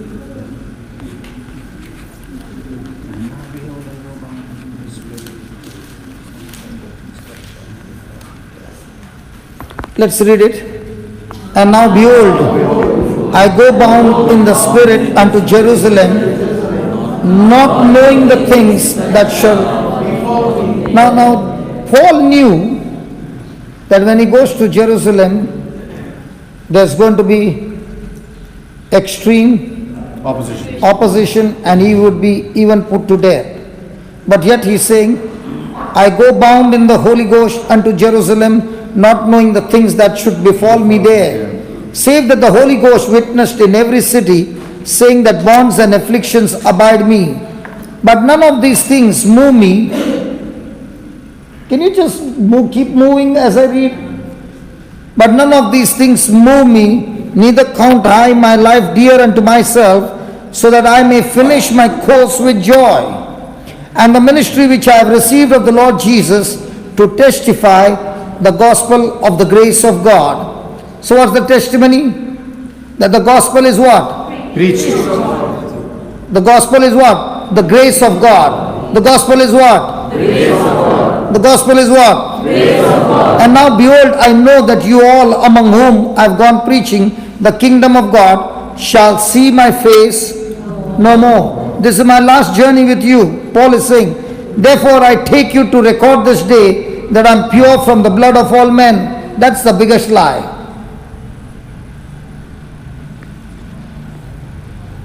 What is he saying? Therefore I take you to record this day that I am pure from the blood of all men. How many men did he kill? No count.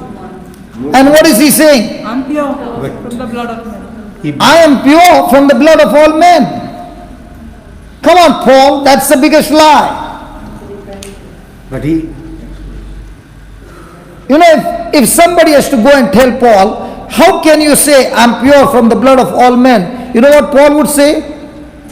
That was Saul. What you are talking about, the blood of all men that was killed, it was Saul, not me. praise the But the day I met Jesus, he not only forgave me, he made me a new creation and changed my name from Saul to Paul. My old records are nailed on the cross. I only have the new record. Amen. That's why I'm saying I'm pure from the blood of all men, not by my works, but by his works for me on the cross. He has purified me. Can we give the Lord a big hand for that?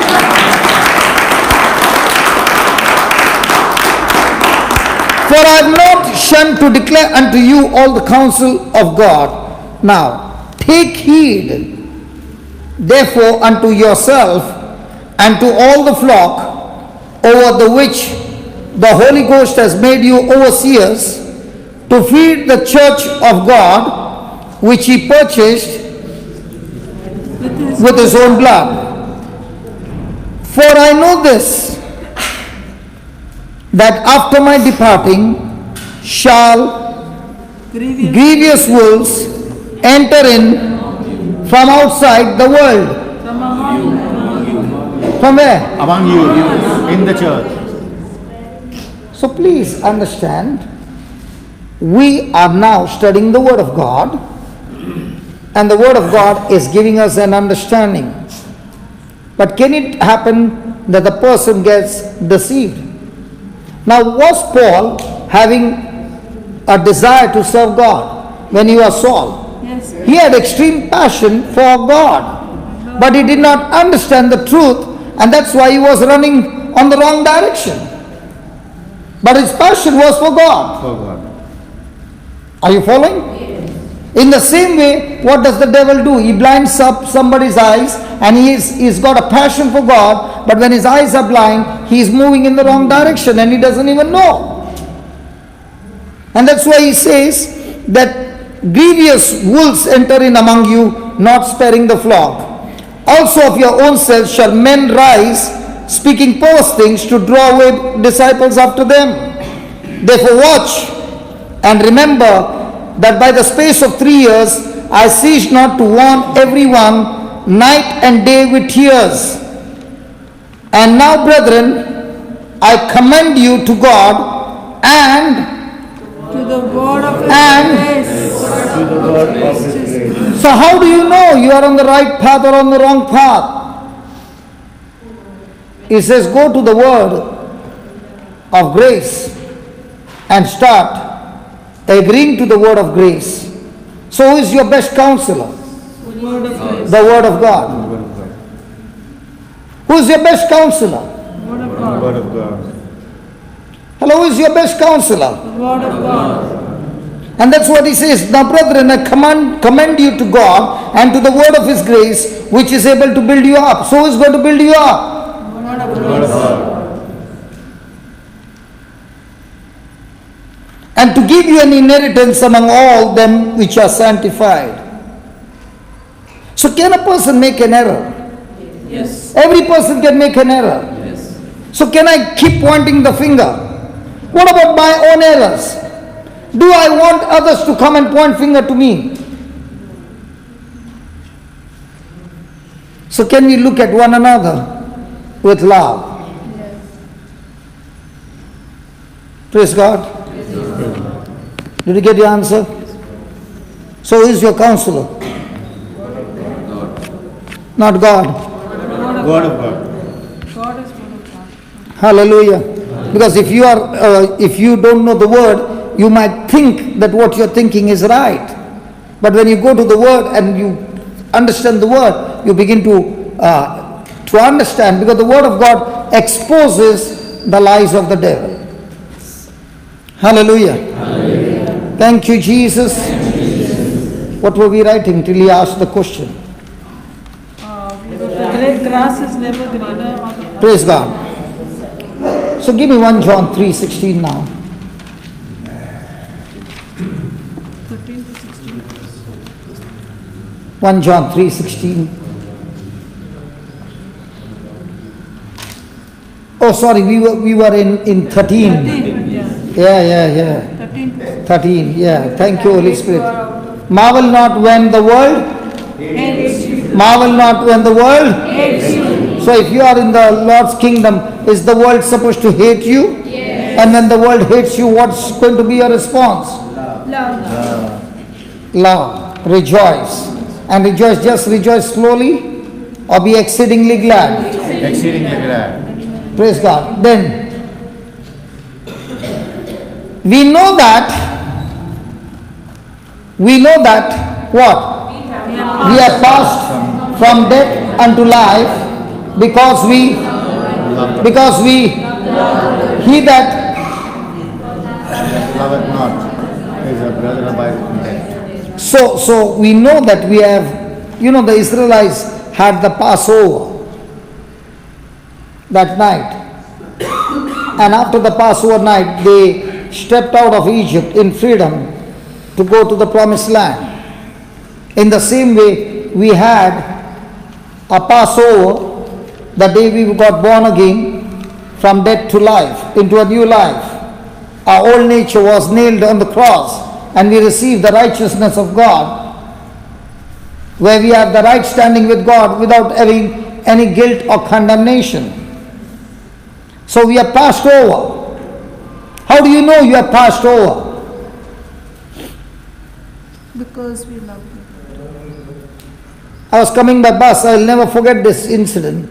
I was coming by bus and I was talking to many people, praying over and all that. And I finished the whole thing. By then the battery went out after 2 hours and there was a person sitting next to me.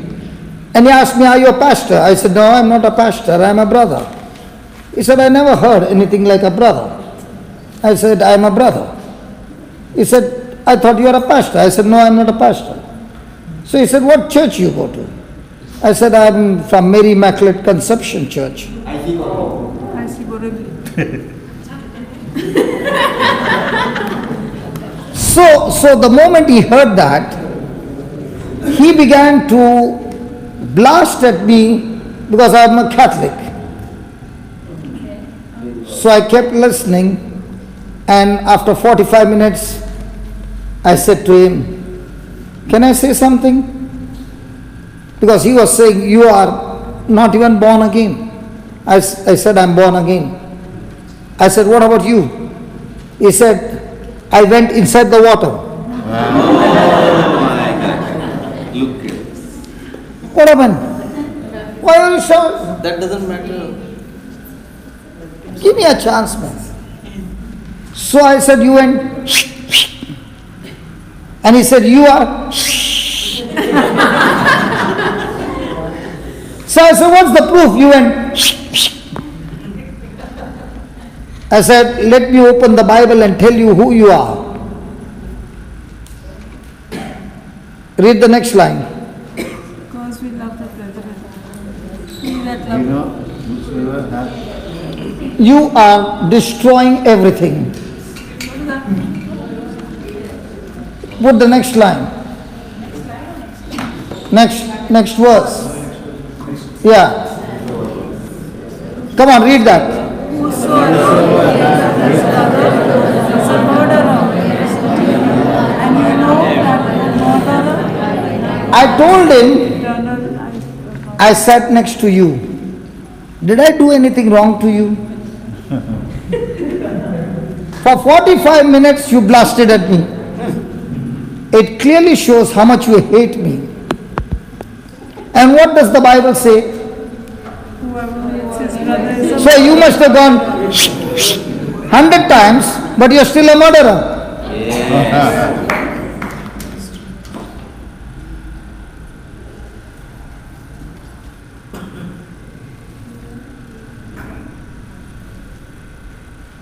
And then I said to him,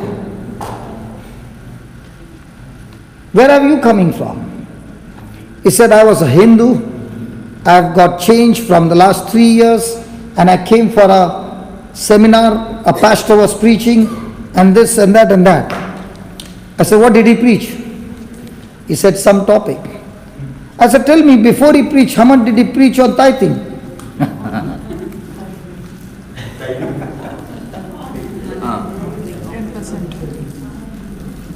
He said he preached for 2 hours or 1 hour. I said, of the whole Bible, does he get only one topic to preach? I said, I preached from morning till evening and I did not touch the word, anything about the offering. So he began to understand and he said, can I join you? I said, listen, you don't have to join me. You got to join the truth and stay where you are. Don't move from that place because God has planted you. If God planted Hindu. what was that parable? Fig tree planted in the vineyard. Certain. He planted a fig tree in a vineyard. You don't plant a fig tree in a vineyard. You plant a fig tree in an orchard. Among the fig trees. But Jesus spoke about a parable where the fig tree was planted in a vineyard. And the fig tree did not produce fruit for 3 years. And the owner came and said, this tree is not producing any fruit. Cut it out. And the gardener said, give me 1 more year. I will dig it. I will work on it. And it will produce.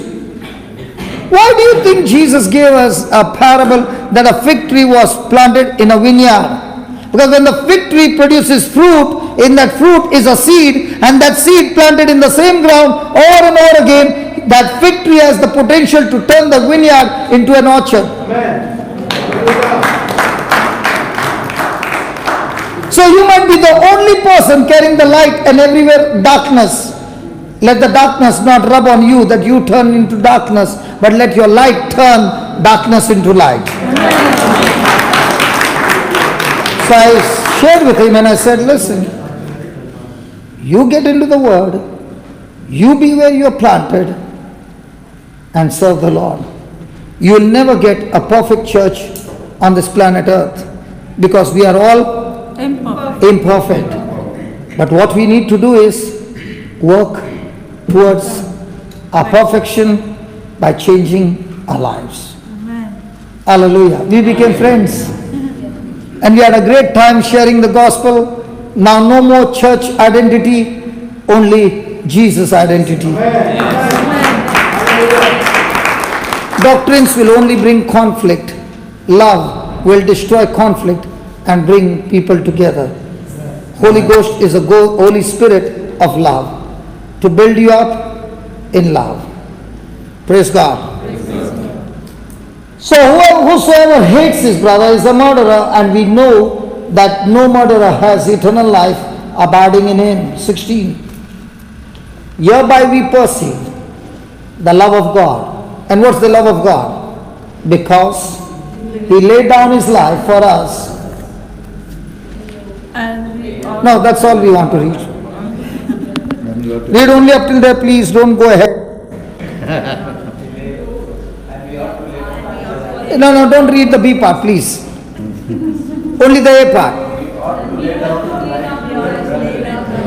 Hereby we perceive the love of God because he laid down his life for us. Full stop.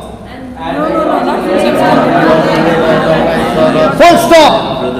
And there is not one full stop, there are 2. So that you don't go any further. What's the next line? And what's your life? Some sort. Jesus in us. So if you have laid down your life, now whose life are you carrying? Jesus is life. And what are you going to do with Jesus' life? Give love. You are going to pour that same life into somebody else. Yes. Hallelujah. Thank you, Jesus. Thank you, Jesus. Hallelujah. Hallelujah. So do we have opportunities to pour that life into somebody? Yes. So write down.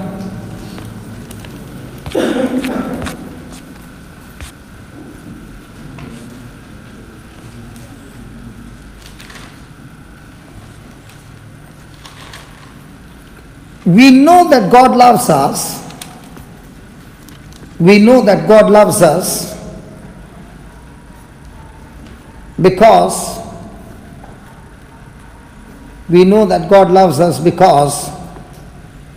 He laid His life down for us. Because He laid His life down for us.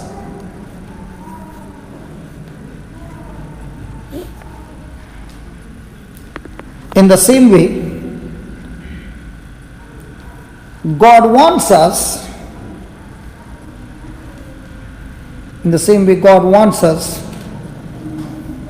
to lay our life down. In the same way, God wants us to lay our life down for whom? For others. For others, or like John, for his family. For others. I gave that example, no? Why was John going to the office? For whose sake? Family. So you are going to lay down your life for whom? For the brother. For your spouse. Very good. For whom? For the brother. Brethren. For brethren, sisters, for others. Lay our life down. For others.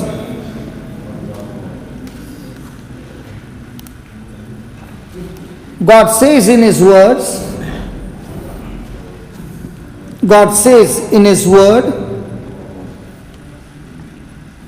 to love our neighbors,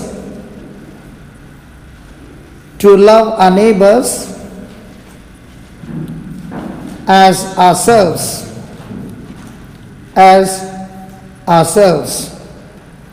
Matthew 22:39.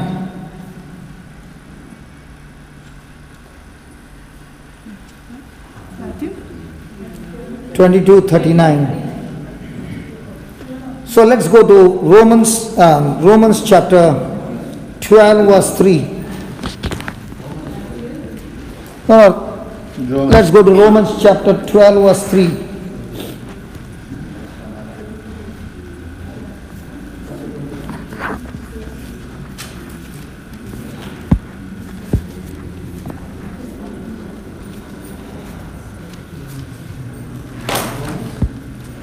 Let's start.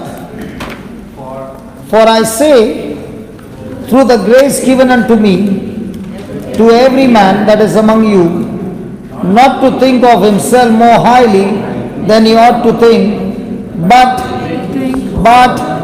to think Soberly.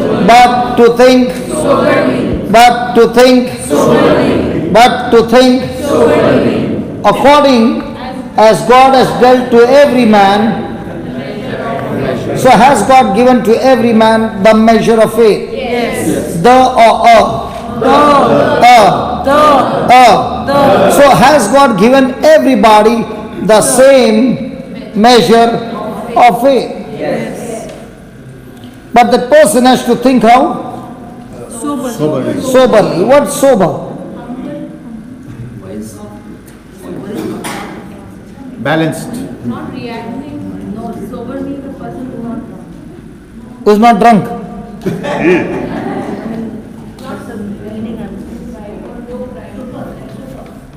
Balanced. Sober means sober. Come on, what's sober?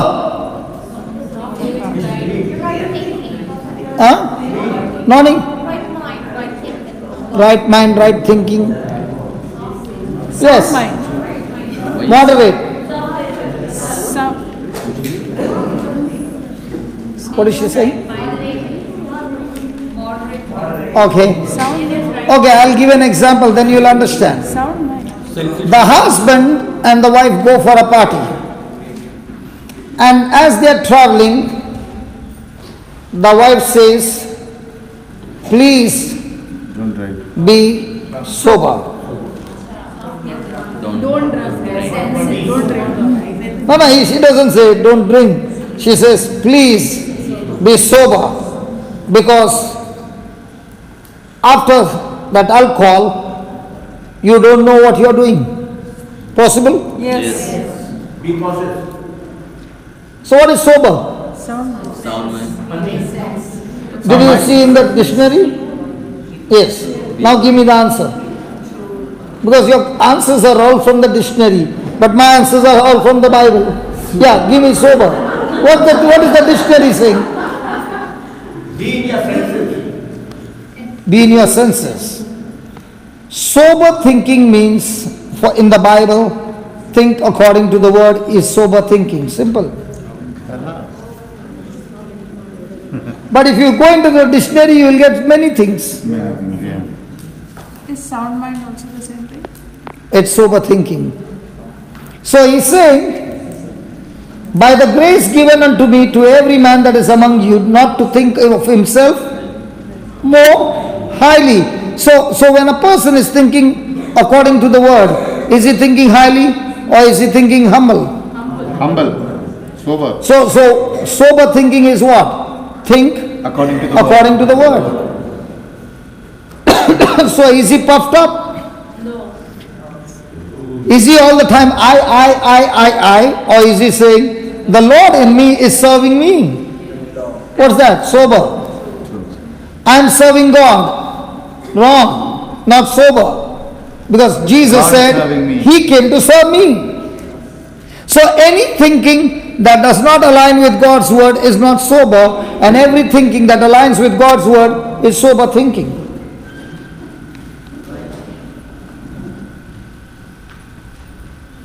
Praise God. Praise God. So how are we supposed to love one another? If you are in sober thinking, As he loved me. we love one another as the word tells us to love. What would that be? Sober thinking. How do we forgive one another? As As the word tells us to do. So everything that you think, everything that you say, everything that you do, when you are doing in line with the word of God, what's happening? You are what? sober. You are what? Sober thinking. And the more you are sober thinking, the measure of faith that God has given you, you will begin to grow that measure of faith from then on and become strong in the spirit and victorious in your life. So every time we miss the mark, it was when we were not sober thinking.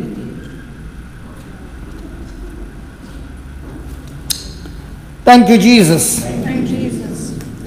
So write down, sober thinking is thinking. Sober thinking is thinking in line with the word. In line with the word.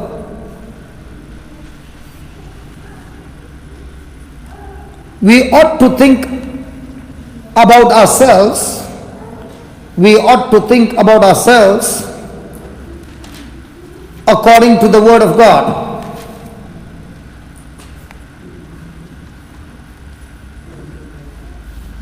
Romans 12:3. Now let me give an example of how We ought to think about ourselves. according to the word of God. Now let me give an example of what happens when a person is not sober thinking, how a person can be totally and completely destroyed.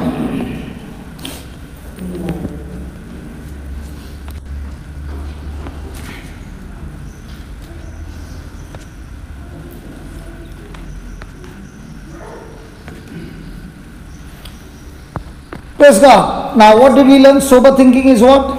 Thinking according to the Thinking word in of line with the word God. of God. Thinking according The word of Word God. to the word of God. Now, Was Saul in the Old Testament a king? Yes. Was he anointed by God? Yes. Was he God's best choice? Yes. Was David God's best choice? No, it was the second choice. Was Saul the first or David the first? Saul was the first. David was not in the line. No. Now what happened to Saul? He started with sober thinking and then he went into his own way of thinking after he became a king. What did it cost him? Look over here. 1 Samuel 13 verse 8.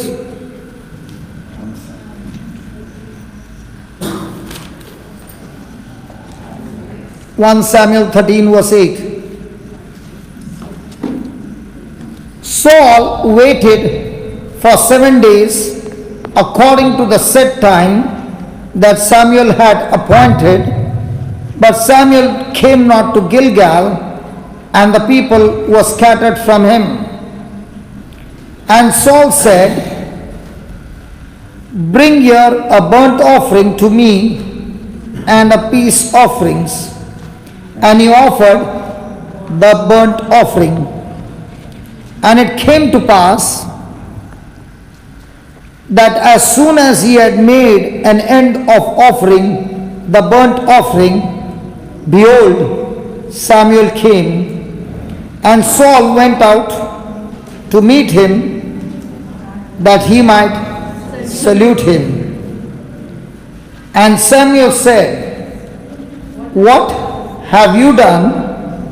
And Saul said, "Because I saw that the people were scattered from me, and that you came not within the days appointed, and that the Philistines gathered themselves together at Mishmach. Therefore I said, the Philistines will come down now upon me to Gilgal, and I have not made supplication unto the Lord. I Forced myself. forced myself therefore and offered a burnt offering." Now did Saul give all the reasons? Yeah, excuse me. And Samuel said to Saul, "Thou hast done foolishly. You have not kept the commandment of the Lord your God, which he commanded you. For now would the Lord have established thy kingdom upon Israel forever. But now thy kingdom shall not continue. The Lord has sought him, a man after his own heart, and the Lord has commanded him to be captain over his people, because you have not kept that which the Lord commanded you." Let's read that again. "And now thy kingdom shall not continue." So was it God's plan and will that Saul's kingdom should continue for generations? Yes. Did that sober thinking, did that not sober thinking cost him his throne? Did it bring disaster on his own life? Did it affect his family? Did it affect the next generation? So every time a person goes away from sober thinking, has he brought a curse on his own life, and along with his own life, will that curse even affect the members of his family? So is it extremely costly or expensive not to be sober thinking? Yes. Hallelujah.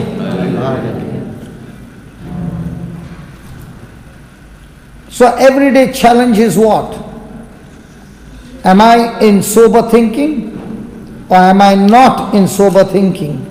If I am in sober thinking, it will not only affect my life, it will affect my family, my children, my generation, the destination, and everything. So what is God showing us?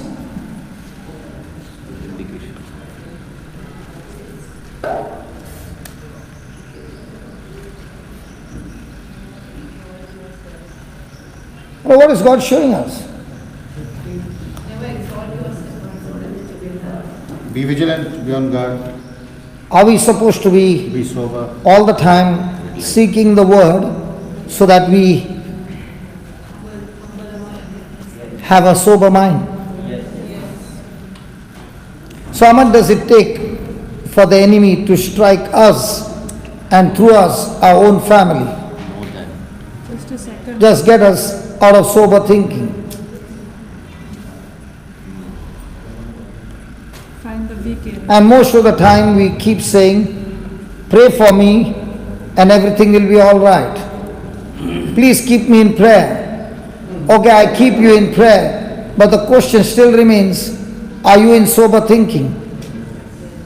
Samuel the prophet was keeping Saul in prayer. But was Saul in sober thinking? No.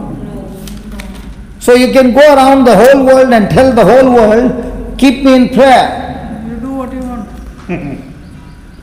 We all did the mistake before. Yes. But what is very important? Hallelujah. Hallelujah. Thank you, Jesus. Hallelujah. Hallelujah.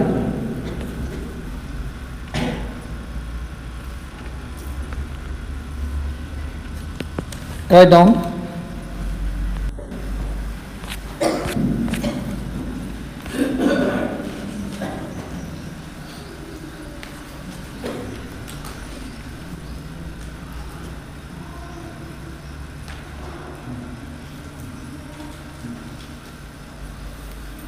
If we can love our neighbor, if we can love our neighbor or our mate or our spouse as we love ourselves,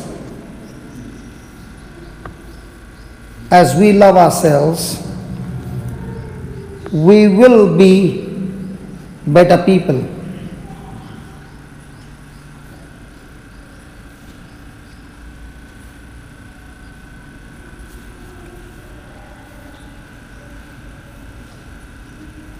The same way we take care of ourselves, the same way we take care of ourselves is the same way we should love others. The same way we take care of ourselves is the same way we should love others.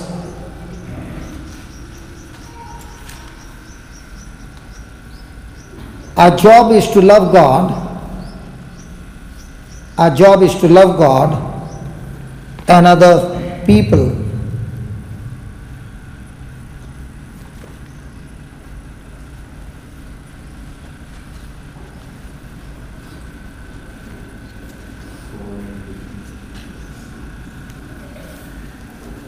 Praise God.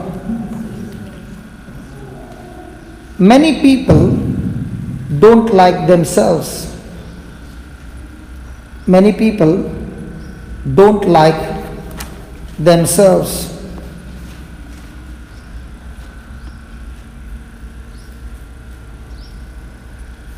The issue is not whether you naturally love yourself. The issue is not whether you naturally love yourselves. It is whether or not you like yourself.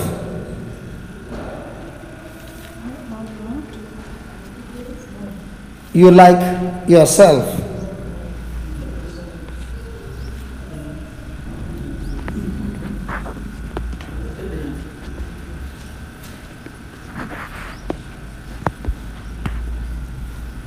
Praise God.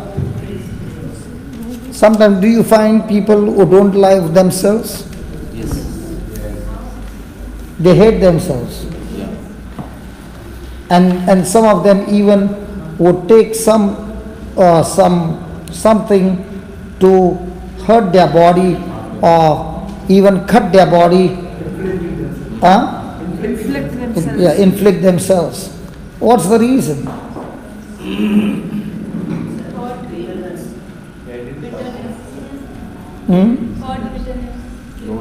Right? Because if a person understands how much God loves them, then their thinking will change into sober thinking.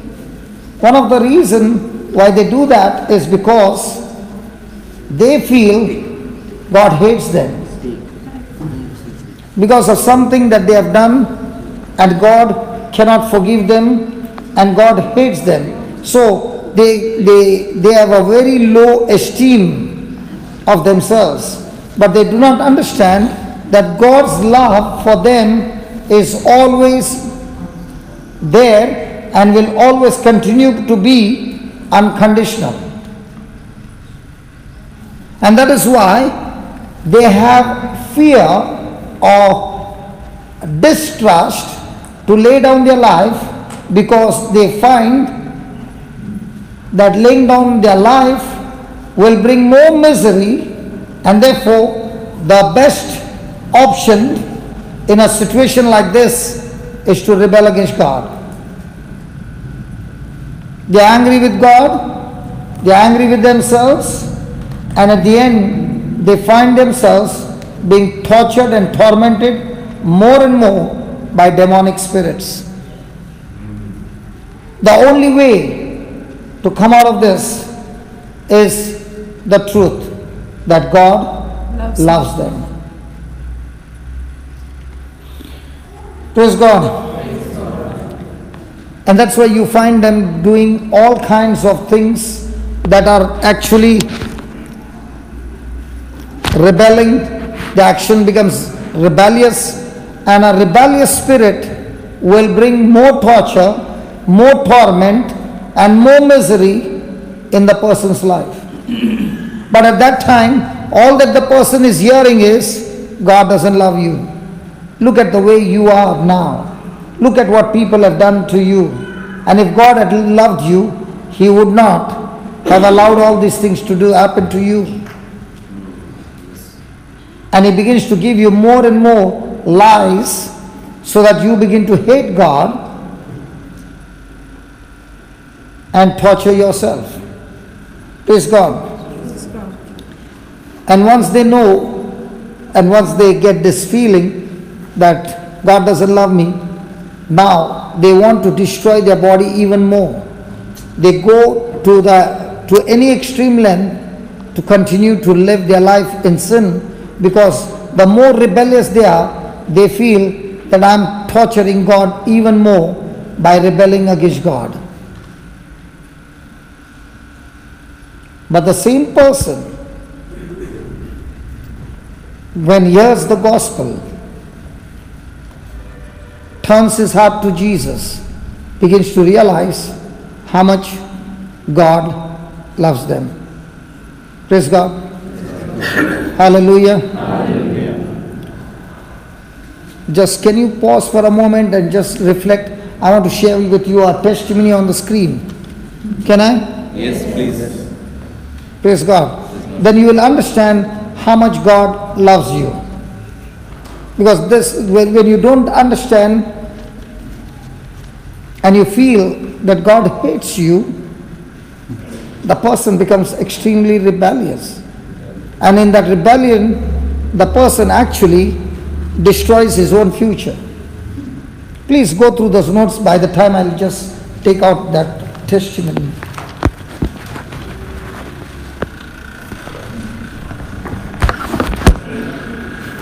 Just give me a pen drive.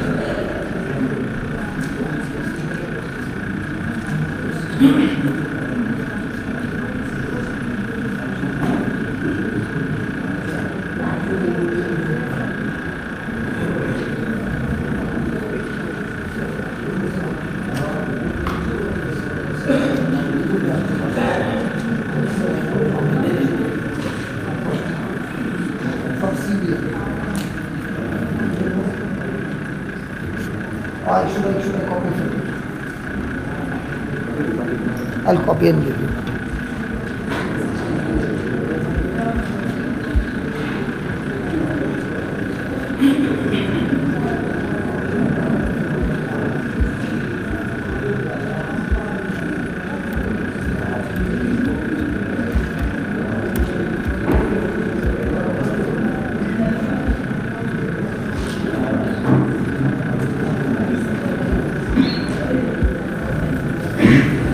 What's cheap?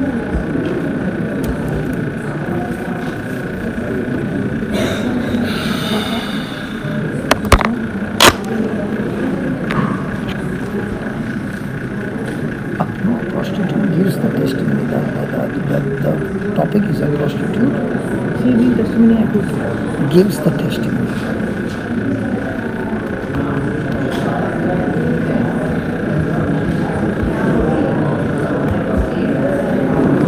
This one.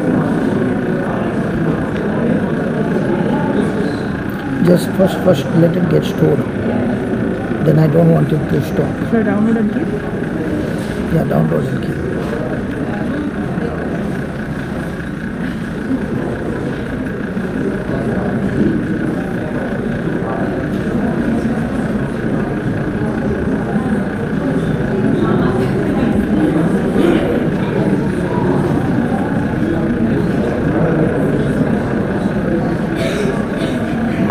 And play it from here.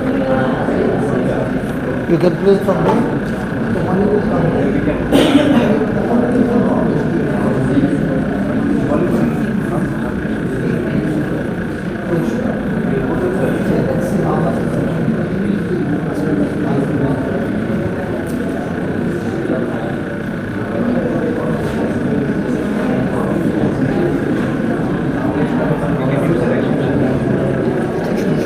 What do you use?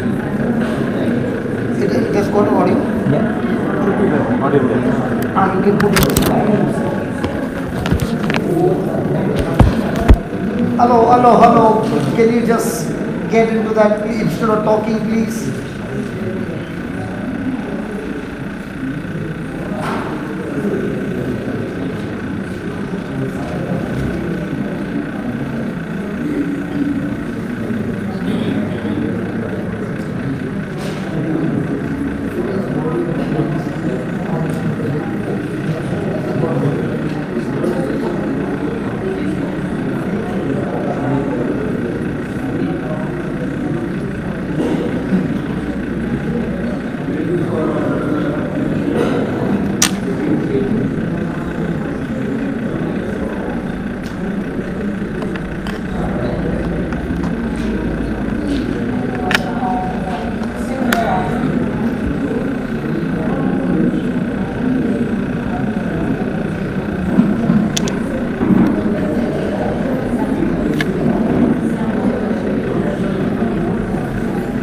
I'll give it. I'll give it.